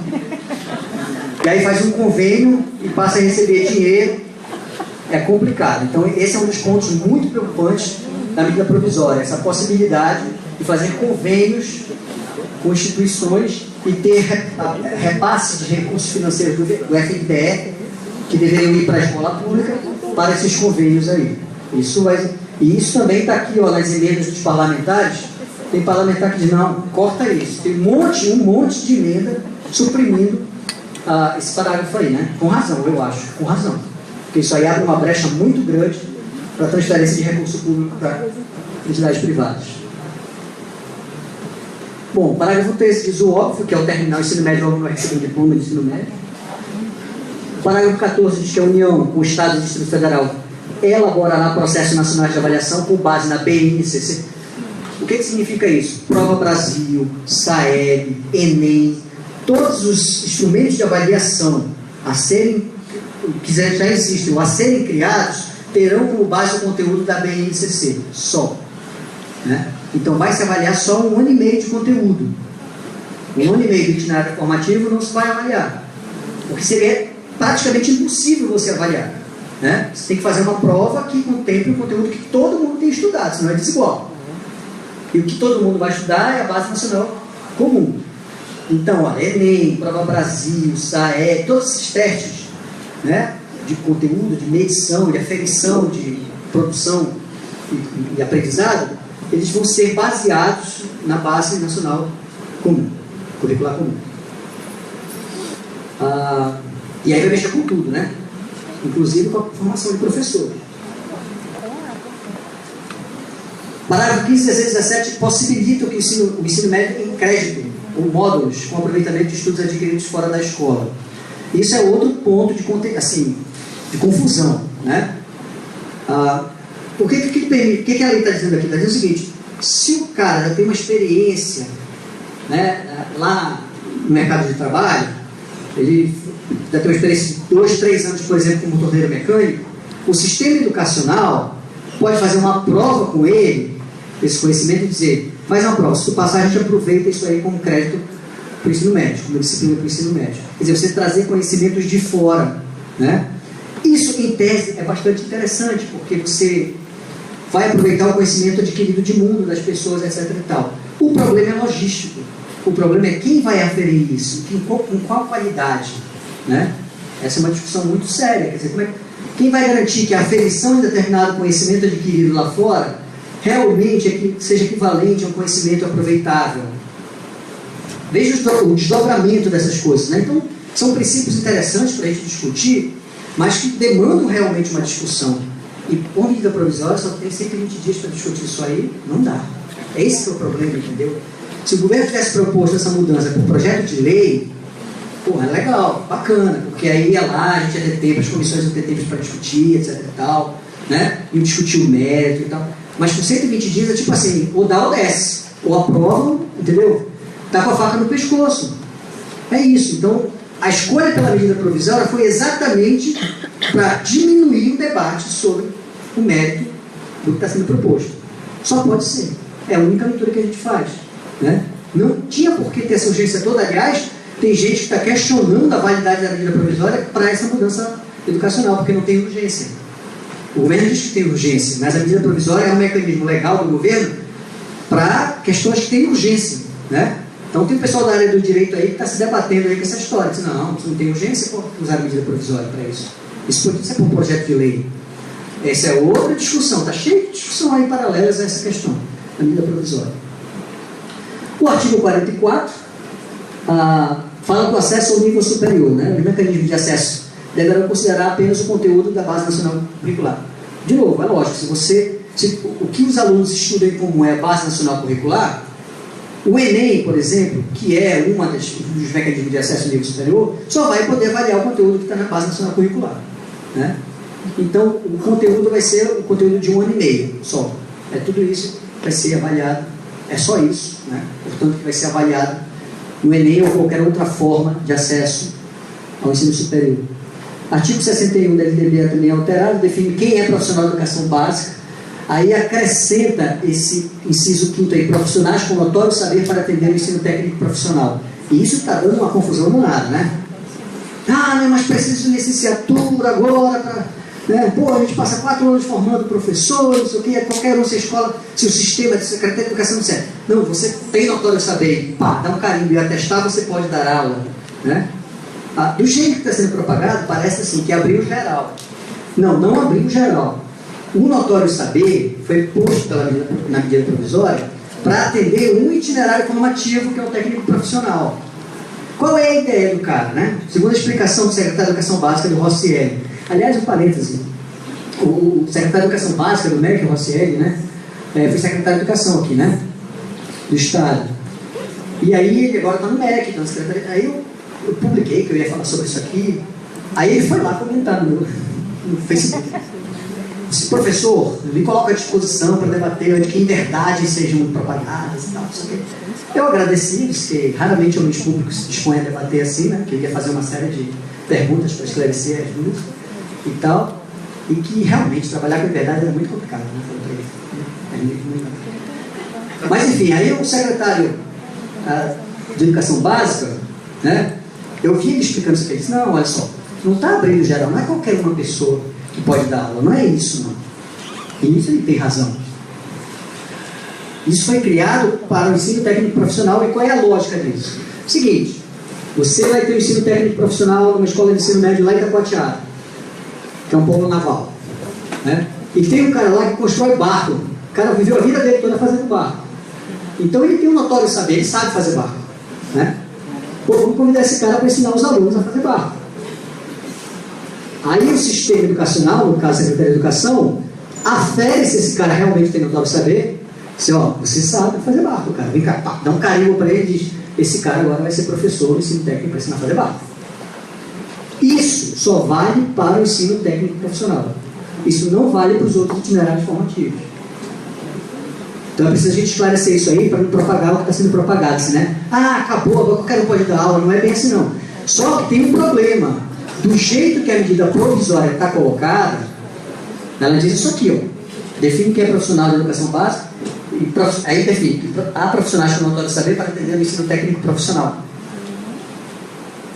Do jeito que está escrita a medida provisória, ela permite que professores de português, de matemática e de outras áreas também possam receber o notório saber, desde que seja para trabalhar com o ensino técnico.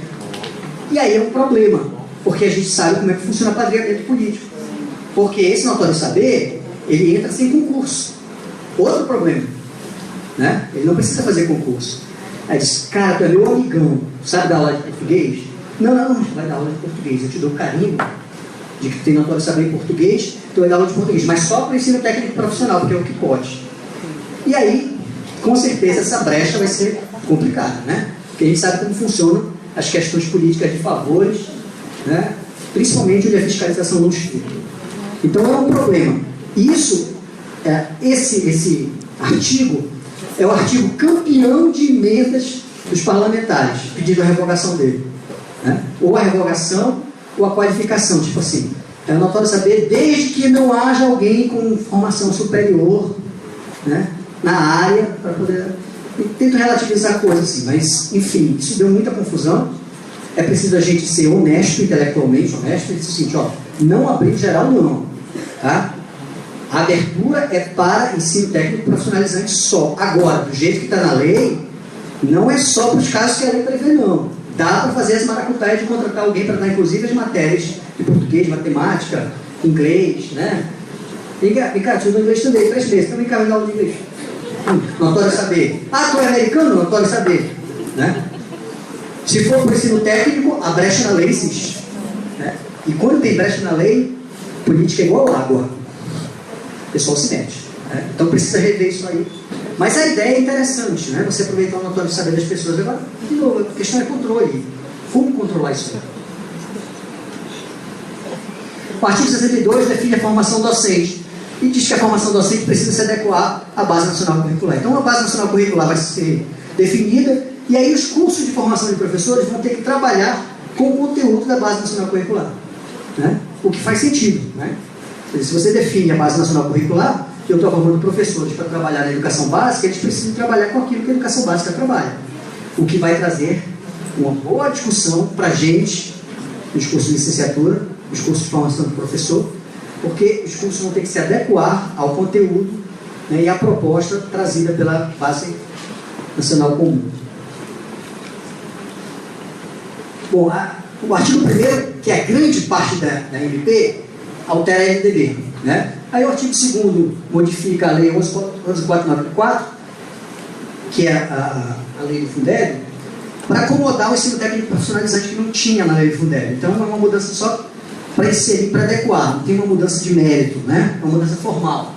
O artigo 3º define o prazo de 2 anos para adequação dos cursos de formação à medida provisória. Então, setembro de 2018, esse é o prazo que nós, por exemplo, na Universidade Federal do Amazonas, nos cursos de licenciatura, temos para adequar nosso curso de formação, né, ao ensino médio, ao novo ensino médio.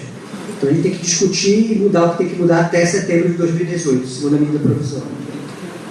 O artigo 4º define o 2º ano letivo subsequente à implementação da Base Nacional Curricular como ano de implementação das definições dos sistemas educacionais. Ou seja, a Base Nacional Curricular espera-se que ela esteja pronta e definida até meados do ano que vem. Provavelmente 2019, então, vai ser esse prazo que a MP propõe para que se implemente a Base Nacional Curricular. Então, isso tudo deve valer a partir de 2019, né? Se tudo correr nos prazos que estão previstos aí. Por enquanto, o ensino médio continua do jeito que está, né? Porque foi mudado, mas os prazos de implementação só prevêem o real início disso em 2019. Outras alterações. Aí do artigo 5º ao 12º, ao 12, institui a política de fomento e implementação de escolas de ensino médio de tempo integral e diz que o governo federal vai financiar a criação dessas escolas, né, de ensino médio de tempo integral, e vai enviar recursos para ela por 4 anos. Essa é a grande briga também, né? Por 4 anos. E depois, né? Como é que os sistemas vão dar conta de manter essas escolas ou de criar escolas novas? Porque a demanda escolar cresce. Ela só cresce, a população aumenta. Então você precisa de escolas novas. E o governo prevê no máximo 4 anos de financiamento, né? E o per capita, aquele dinheirinho por cabeça, por aluno, previsto nos recursos da MP para o ensino médio tempo integral, vai ser menor do que é hoje, do que é repassado hoje pelo Fundeb. Então já é complicado isso, né? Vem dinheiro de menos por aluno e só por 4 anos. Por isso uma enxurrada de emendas parlamentares aí aumentando para 12 anos, aumentando por um tempo infinito, enquanto tiver demanda, e o governo vai ter que se virar para aprovar ou não aprovar as propostas dos deputados e senadores. A escola tem que ser uma nova. Para a escola entrar nesse programa aqui, né, que é um programa, não é uma política, apesar de ser chamado de política, que a diferença é que política é algo contínuo e o programa tem data para terminar, e isso aqui tem data para terminar, então é um programa. A escola tem que ser nova e ter projeto político pedagógico obedecendo a nova estrutura do ensino médio. Então, isso para ser financiado pelo governo, se for escola de ensino médio, ela tem que estar na estrutura nova. Se é uma estrutura média, não vem dinheiro, né? Que é uma forma de amarrar a implementação. O artigo 13º, que é o último, a medida provisória, ele revoga a lei 11.161, a lei do espanhol. Isso, revoga-se essa lei. Ou seja, a obrigatoriedade do espanhol para o ensino médio simplesmente acabou num artigo da medida provisória, né? Depois de tanto trabalho, tanto investimento na questão da pluralidade das línguas estrangeiras, do investimento na formação de professores, na criação de cursos de língua espanhola, tanto nas particulares quanto nas federais. Depois de tudo isso, depois de concursos feitos e muitos professores já na rede, tira o espanhol na nossa obrigatória. Bom, aí aqui a gente vai caminhando para o final, né? Legal.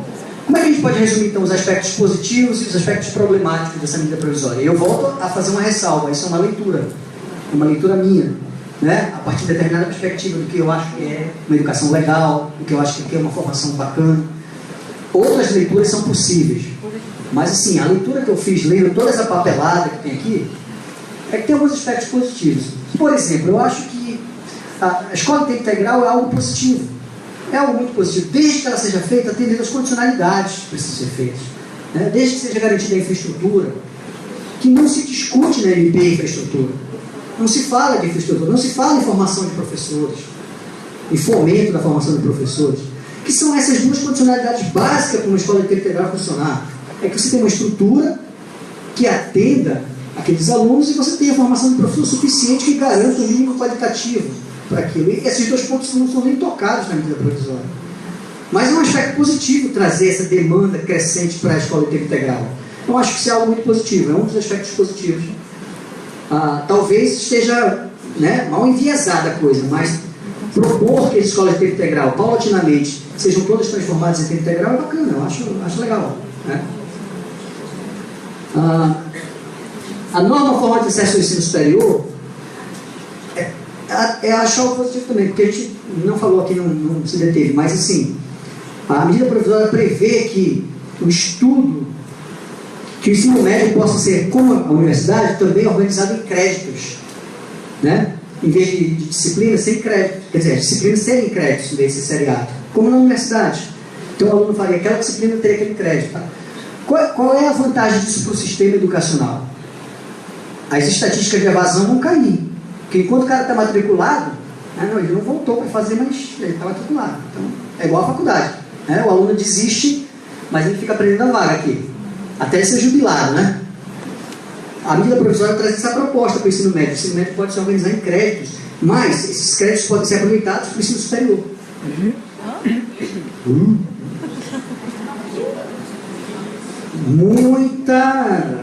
Muitas emendas de parlamentares estão pedindo a extinção desse negócio aí. Não. O ensino médio chama ensino médio porque tem o ensino antes e tem o ensino depois. Por isso que ele é médio. Né? Então são níveis diferentes e, bom, enfim, mas está aí a proposta. E, de certa forma, você amplia o acesso ao nível superior. Se tiver mais gente indo para o nível superior com essa proposta, legal. Mas o problema é que para ir mais gente para o nível superior, você precisa ampliar as vagas do nível superior, do ensino superior. Né? Isso, inclusive, está previsto numa das 20 metas do Plano Nacional de Educação, que é a Lei 13005. Está lá, ampliar vagas no Sistema Federal de Educação. Está lá. Né? Mas aí vem o problema. Como ampliar vagas que demandam recursos se estão congelando investimentos primários por 20 anos? Né? Como ampliar vagas, como ampliar escolas de tempo integral que demandam recursos se estão congelando os investimentos em educação e saúde por 20 anos? Então há um contrassenso muito grande aí. O presidente da República, várias vezes questionado sobre isso, disse: não, está errado, educação e saúde não entra no teto, né? Não entra no teto, pode ser transferido de um lugar para educação e saúde. Pode ser transferido. De novo, a gente está naquela questão do optativo, né? E volta de novo a questão do tudo que é optativo nesse país, na legislação, quase nunca é cumprido. Nem o obrigatório é, quanto mais o optativo. E há estudos fortes aí, a gente vai ver rapidinho depois aqui, olha só. Outro aspecto positivo é que a educação foi posta na agenda de discussão. Olha só, a gente está aqui discutindo educação, ensino médio. Se não fosse a medida provisória, a gente não estava. Então, a educação veio para a agenda, né? Isso foi um aspecto positivo da medida provisória. Ela fez as pessoas se investirem, discutirem a educação. Pô, que legal, né? As pessoas estão lendo, estão interessadas, vamos falar de educação, vamos falar de formação de professor, de formação de aluno. Esse zuzuzu todinho veio por conta da medida provisória, que veio mexer com todo mundo aqui e fez com que a gente viesse para cá, passar uma tarde aqui discutindo sobre a educação. Né? Que se não tivesse essa provocação da medida provisória, a gente talvez não estivesse aqui. Aspectos problemáticos, que eu vejo assim meio... Né? Primeiro aspecto problemático é a utilização de uma medida provisória para implementar uma medida que altera o processo educacional. A gente já falou disso aqui, né? Essa é a primeira vez que se faz isso. E o problema da medida provisória é o prazo, que ela precisa ser analisada, avaliada e aprovada em até 120 dias. O prazo final para essa medida provisória entrar e ser votada pelo Congresso é março do ano que vem. Então, até lá, tudo tem que estar resolvido, tudo tem que estar discutido. Olha só, essa pressa imensa, tanta coisa para a gente discutir. Complicado, né? Então, isso é problemático. É uma das grandes críticas que está se fazendo, foi a forma utilizada pelo governo para propor essas mudanças no ensino médio. Porque, olha, tinha um projeto de lei do deputado Wilson Filho, do PMDB da Paraíba, rolando lá, o projeto de lei 6840, desde 2009. Né? Na verdade, as discussões começaram em 2009, 2013 ele apresenta esse substitutivo. É um projeto de lei que contempla muitas das coisas que são propostas aqui na medida provisória, mas é um projeto de lei.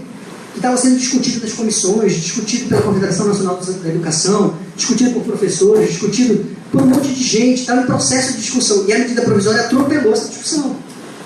Né? Verticalizou e disse, não, é assim agora. Pô, tinha um projeto de lei rolando lá. Está lá. Lá no site que eu vou colocar, vou botar o link para o projeto de lei, vocês vão ver. O projeto de lei propõe itinerários formativos também. Né? Mas propõe itinerários formativos com formação básica, sem tirar sociologia, sem tirar filosofia, sem tirar educação física, sem tirar as artes. Porque assim foi discutido, né, nas comissões, porque assim foi discutido pelo pessoal, pelos sujeitos da educação. E essa discussão foi absolutamente ignorada com a edição da medida provisória. Né? Então esse é um aspecto problemático da medida provisória. Ela reduz o tempo de discussão de algo que é muito importante, que mexe com a nossa vida profissional, que mexe com a formação dos nossos filhos, né, que mexe com a formação da juventude. É complicado. A MP fala que o ensino atual, o ensino médio, né, é fragmentado, mas ela mesmo fragmenta o conhecimento com os próprios itinerários formativos. Né? Não, o aluno escolhe, se ele gosta de biologia, ele vai fazer lá ciências da natureza. Muitas vezes o aluno descobre que ele gosta de biologia fazendo biologia. Né? O aluno tem 12, 13 anos, caramba. Como é que eu sei que eu gosto de física? Eu nunca vi física. Como é que eu vou escolher um itinerário formativo se eu nunca vi isso? É complicado, porque não é nem ele que vai escolher, a gente viu aqui por condições infraestruturais, quem vai acabar escolhendo é o próprio sistema. Então, muitos dos alunos não vão ter a oportunidade de estar em contato com algumas disciplinas, que poderiam ser disciplina da vida deles, porque alguém vai escolher por eles. Quando, na verdade, o ensino médio tem essa função propedêutica, de formar o aluno e dizer, pô, eu gosto de exatas, eu vou fazer engenharia, eu gosto de humanas, eu vou fazer letras, né? Fazer pedagogia, né? Sei lá. É ali no ensino médio que ele começa a elaborar a sua escolha. Ele não tem maturidade cognitiva, intelectual, para escolher aquele momento. Isso é um fato. Né? A gente vê os nossos alunos na faculdade ainda inquietos com a sua escolha. Você imagina o ensino médio. Então a MP, ao criar os itinerários formativos, ela de certa forma fragmenta bastante, né? Porque exclui a formação humanística para todo mundo. Que na minha ideia, na minha cabeça de educação, é algo que todo mundo tem que ter uma formação, todo mundo tem que estudar sociologia, todo mundo tem que saber apreciar as artes, entender a função da arte, né? Da própria identidade cultural do povo, né? As pessoas precisam cuidar da saúde, cara, educação física, tirar a educação física, né? Um país que acabou de sediar a Olimpíada aí. Bom, retira a obrigatoriedade de sociologia, artes e educação física, a gente já falou. Outro aspecto problemático, eu acho problemático, o Instituto Ayrton Senna não acha, a Fundação Unibanco não acha, o Banco Mundial não acha, mas eu acho problemático o enfoque no ensino médio tecnicista. Eu volto a dizer, isso não é demonizar o ensino técnico profissionalizante, não é. Precisa ser uma das opções. Né? Quando o governo anterior, o governo que saiu pelo golpe parlamentar, lançou o Pronatec, levou muita pancada. Porque está privilegiando o ensino técnico, olha aí, devia estar formando esses alunos para o nível superior, né? Está fazendo o Pronatec privilegiando o ensino técnico e tal. E hoje você vê a grande mídia batendo palmas para a medida provisória, porque, está privilegiando o ensino técnico, legal. Quer dizer, são agendas políticas que estão sendo postas aí. E a gente precisa discutir essas agendas políticas. A MP diz lá na frente, não, a gente precisa diversificar, criar itinerários formativos variados, dar ao aluno protagonismo da sua escolha, uma série de outras coisas, mas faz essa ênfase na diversificação, mas estabelece uma política de língua estrangeira que ignora todo o contexto geopolítico e econômico que o Brasil tem inserido, no Mercosul, nos países de fronteira. Né? Ao estabelecer que o inglês é a língua obrigatória do ensino fundamental a partir do 6º ano e a língua obrigatória no ensino médio, sendo espanhol opcional, se der. Né? Desconsidera todo um processo histórico da inserção do Brasil na América do Sul, no Mercosul, e obviamente isso é o quê? Um retrato do alinhamento do atual governo às políticas norte-americanas. É isso. Né?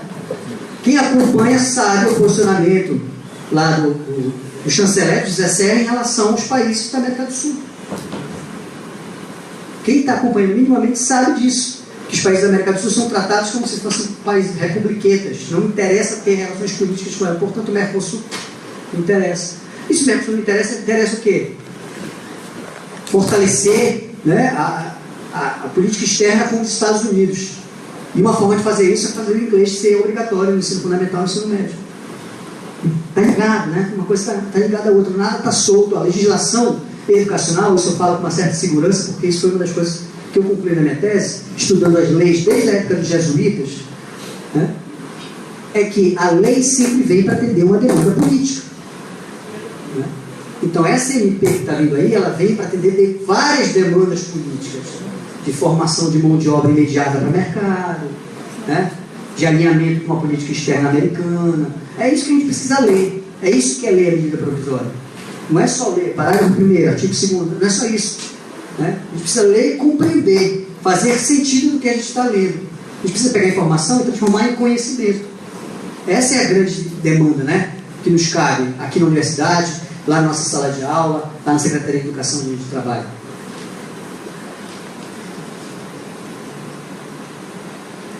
Isso também já discutiu, que não há garantias de que os sistemas educacionais ofertarão todos os itinerários formativos. Não vai ter grana para isso. Não vai ter grana para todas as escolas de ensino médio ofertarem 5 itinerários. O que vai acontecer? Elas vão ter que optar por 2 e elas vão acabar oferecendo para o aluno esses 2. E o aluno vai fazer porque é o que cabe fazer.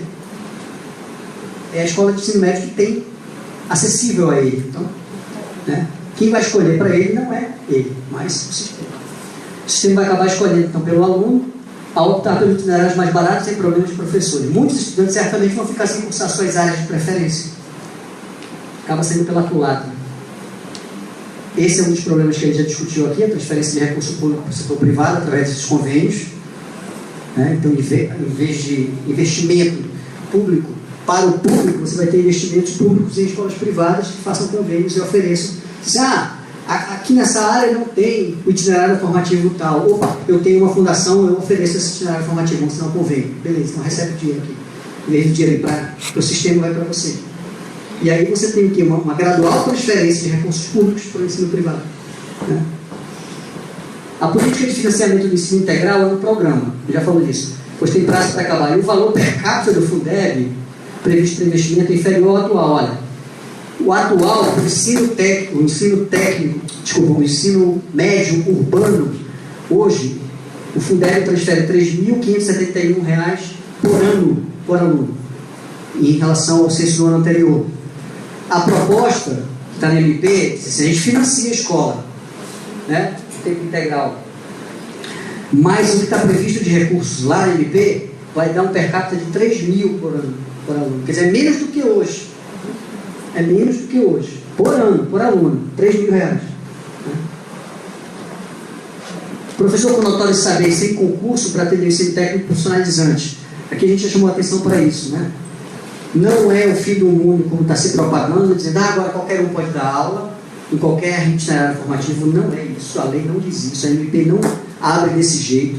Mas ela abre sim para que o professor com notório saber dê aula, né, legitimado e sem concurso, chancelado e sem concurso, para o itinerário formativo técnico profissionalizante.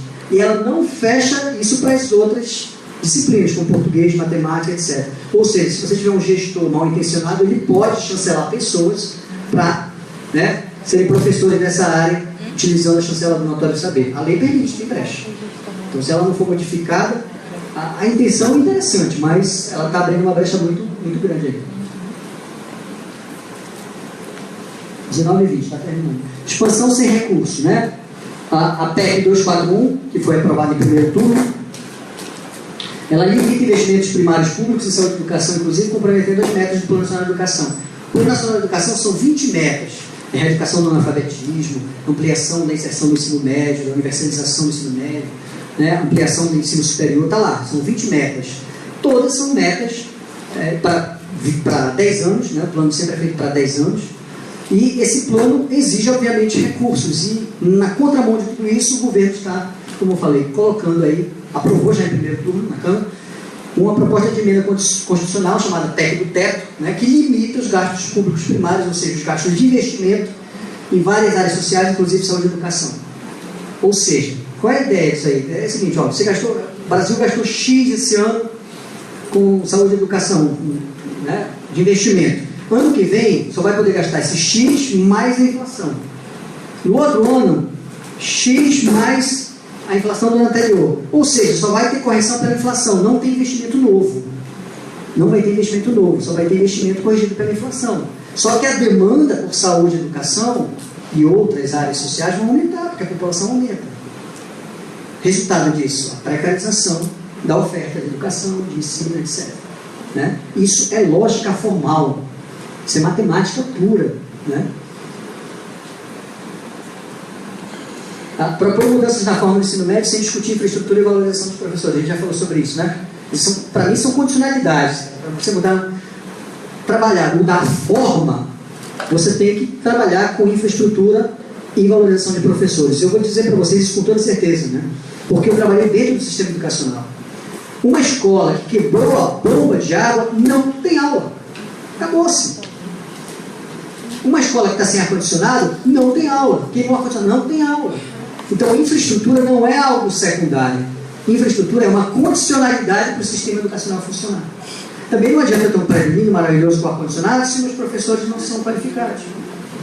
Então, são os dois aspectos do ensino público, né? A infraestrutura e a qualificação dos profissionais de educação. E são dois aspectos que são mal tocados, se são tocados na medida provisória. Quer dizer, quer se mudar a forma do ensino médio, não se toca nas condicionalidades básicas, na minha leitura. Né? Aqui, faz uma proposta desconsiderando um problema mais amplo que é a distribuição de renda. O problema maior é a distribuição de renda. Né? E aí você tem uma série de medidas governamentais que restringem os programas sociais, que vão ampliar o fosso da distribuição de renda nesse país, e aí se quer se consertar um sangramento com band-aid. Não adianta a gente mudar o ensino médio se a gente também não atacar pontos de estrangulamento na distribuição de renda desse país. Porque é uma questão social. Né? Não é mudando só a forma do ensino médio que você vai resolver a qualidade desse ensino médio. Você precisa ir mais atrás. Né? Trabalhar distribuição de renda, inserção desse pessoal. Aí você tem reduzido o quê? Programas como Bolsa Família, cuja condicionalidade para o pai receber é que o filho esteja na escola e a mãe faça os preventivos. Se ela não fizer isso, ela perde Bolsa Família. Então, com isso, você mantém o filho na escola e diminui a demanda na saúde pública, porque a mãe está se cuidando. Né? Mas diminui Bolsa Família, porque é Bolsa Esmola. Entendeu? Quer dizer, a concepção política da coisa acaba fechando as possibilidades de respiração social, de ampliação dessa distribuição de renda. Então não adianta a gente falar em mudanças lá na frente, se aqui na base a gente também está ignorando e está fazendo contra-mudanças, né? Complicado. São algumas questões, não são todas, não são algumas questões para a gente pensar. Porque é aquela história, o quê? Medida provisória. E daí? Daí é isso aí. Essas mudanças não provam. E agora? Né? Aí vem a pergunta, e agora? Só para vocês terem uma ideia, ó. Isso aqui foi uma simulação feita pelo João Sixu, que é um professor da Federal do Rio de Janeiro. Se as normas da PEC 241, que é essa PEC do teto, tivessem sido aplicadas em 2006, foi uma simulação. Então, no primeiro ano, 2006, no primeiro ano você teria aqui zero de diferença. Tá? No segundo ano você teria o quê? O real foi 24, passou de 19,7 bilhões em educação, investimento de 2006, para 24,4. Se fosse só o ano anterior mais a inflação, seria 20 bilhões e 300 bilhões. 20 bilhões e 300 bilhões. Uma diferença de 4 bilhões já. E assim vai. Né? Hoje, se tivesse sido aplicado essas regras da medida provisória lá em 2006, hoje o gasto com a educação 103 bilhões e 800 milhões. Pela regra do Temer do Meirelles, a PEC aí, né? 31,5 só fazendo correção pela inflação. Ou seja, hoje se teria 72 bilhões a menos na educação. É essa perspectiva que nos espera aí para frente, com a aprovação da PEC. Se corrigir o investimento só pela inflação, se vai perder dinheiro de investimento em saúde e educação. E com esse dinheiro todo investido em saúde e educação, a gente reclama dessa educação, você imagina perdendo esse dinheiro todo em 20 anos. Por isso que a PEC é apelidada de PEC do fim do mundo, né? Não é à toa. Porque realmente quem vai sofrer é quem precisa de saúde e educação pública. Quem tem a saúde particular ou a educação particular no seu horizonte, não vai sofrer tanto. né? Vai sofrer, mas não vai sofrer. Vai sofrer porque isso aqui vai trazer problema de violência, problema de uma série de problemas, né? De infraestrutura social que vai acabar acarretando também o cidadão médio que não usa o serviço público. Mas são números, né? Feitos pelo... Esse aqui é uma simulação feita pela UFRJ, tem simulação do IPEA, sabe? Da Google, perto do fim do mundo, simulações. Você vai ver o IPEA, Fundação Getúlio Vargas e vários outros institutos de credibilidade respeitados fazendo a simulação de como vai ficar essa educação em 20 anos. É assustador.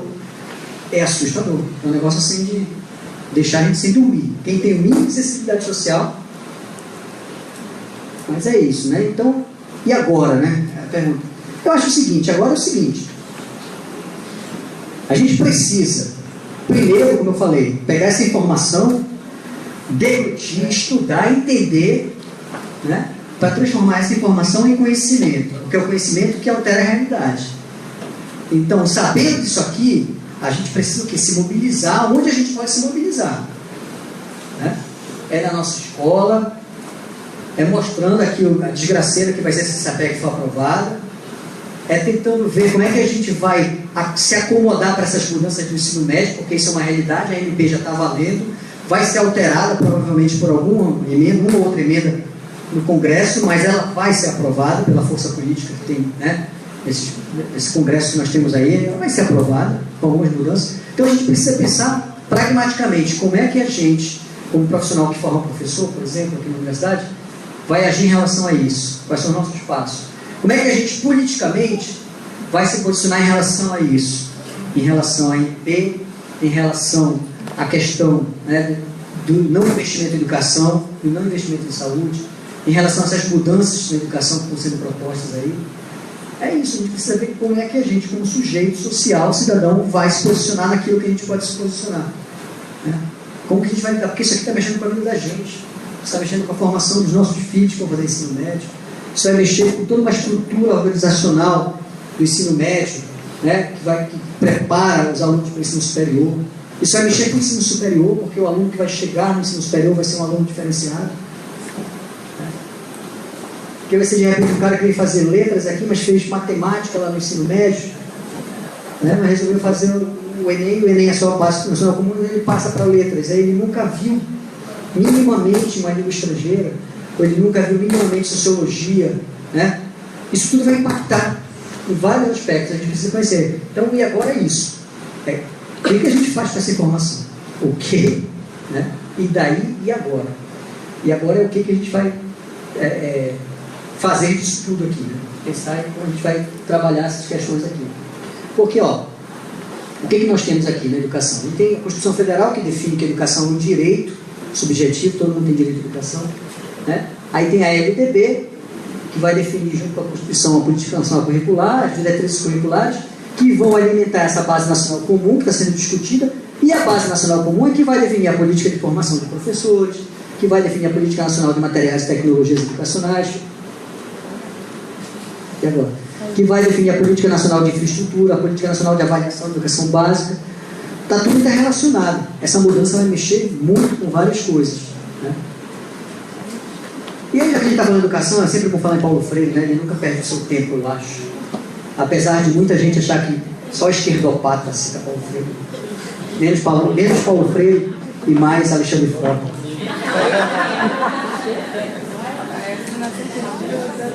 O Paulo Freire, aliás, a medida provisória, quando a medida provisória é aprovada pelo Congresso, ela vira lei, né?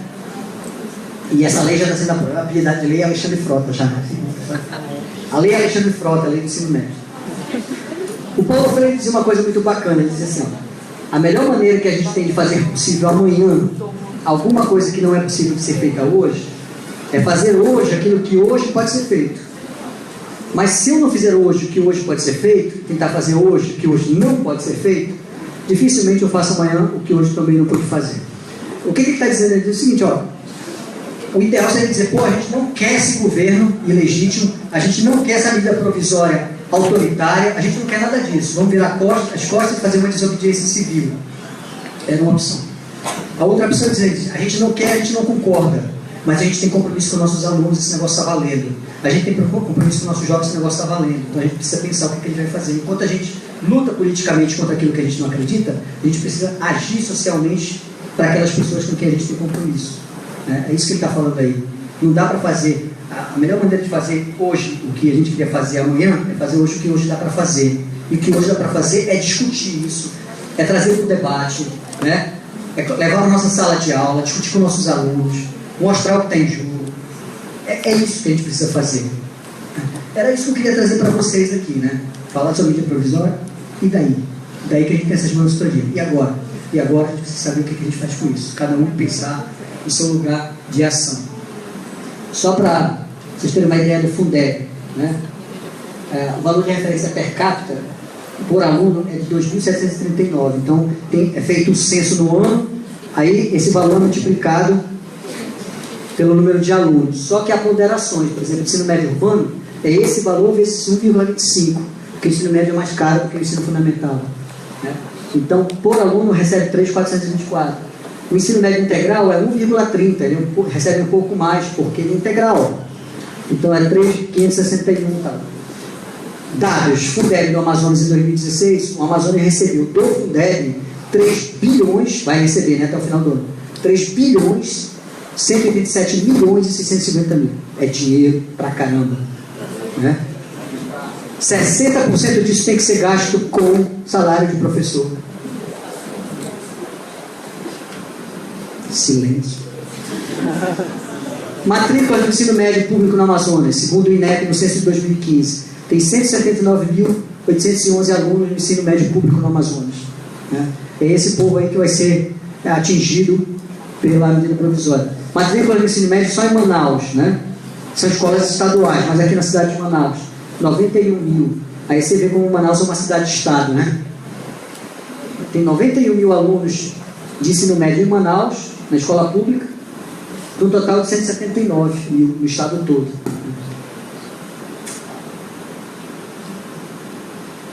E a título de informação, apesar de não ser competência da Prefeitura do Ensino Médio, só uma informação. Né? O Fundeb, para Manaus 2016, 657 milhões 345 mil. Esse é o Fundeb destinado a Manaus, fora os 25% do recurso próprio da lei orgânica do município. Né? Eu acho que tem dinheiro, está faltando gestão. Eu acho. Enfim. Essa fonte aqui, gente, ó, é de um site chamado queedu.org.br. Nesse site você tem toda a estatística sobre a educação brasileira. Você vai combinar, eu quero escola rural, eu quero escola só Manaus, eu quero Manaquiri, eu quero dizer o que, quantos alunos de escola particular tem em Manaus, quantos alunos de particular tem em Parintins. Você define os padrões e tem todas as estatísticas por IDEB, tudo, né? É uma organização não governamental que concentra dados de educação. Para a gente que trabalha com educação é super importante. Esses dados todos que eu tenho aí eu consegui ver lá. Tá? E para terminar, mais um dado sobre o ensino médio. Ó. Ensino médio no Amazonas. No primeiro ano do ensino médio, a reprovação 6,9%, quase 15% de abandono, né? 78% de aprovação. No segundo ano, 5,8% de reprovação, 11,7% de abandono e 82% de aprovação. No terceiro ano, 3,4% de reprovação, aceitável, por isso que está aqui no único que tem pretinho, né? 8,6% de abandono e 80% de aprovação. Esse índice de evasão, de abandono, é muito grande, né? E ele vai contar negativamente, junto com o índice da Prova Brasil, para o estabelecimento do índice do IDEB, do índice de educação básica. É por isso que os sistemas querem alucinadamente reduzir a evasão, né? Ou de verdade ou artificialmente, com aprovação automática, por exemplo, né? Com a obrigação do professor aprovar o aluno. Porque quanto menos a reprovação, quanto menos abandono tem, quanto menos evasão tem, maior o IDEB tende a ser. Né? E maior também serão os recursos que vem por aí. E o último é esse aqui, ó. O IDEB 2015, o ensino médio da rede estadual, atingiu a meta e cresceu.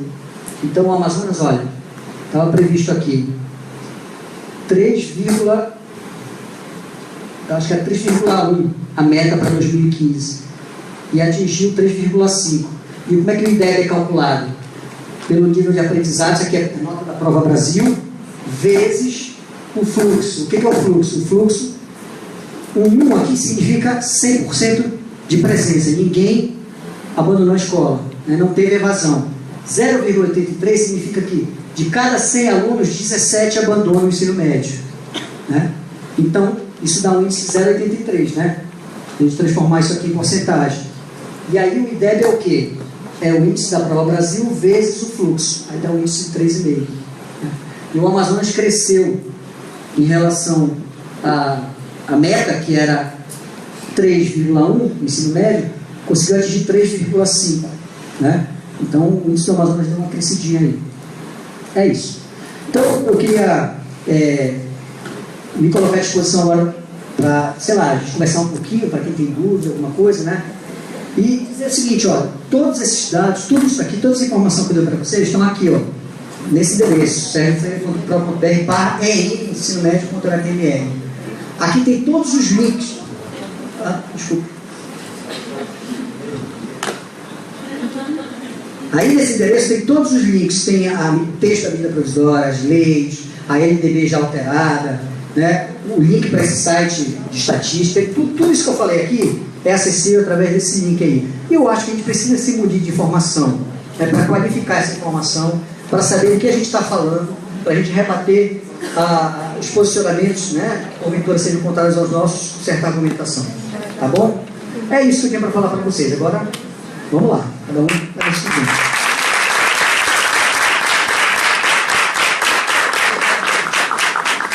Alguém quiser fazer pergunta?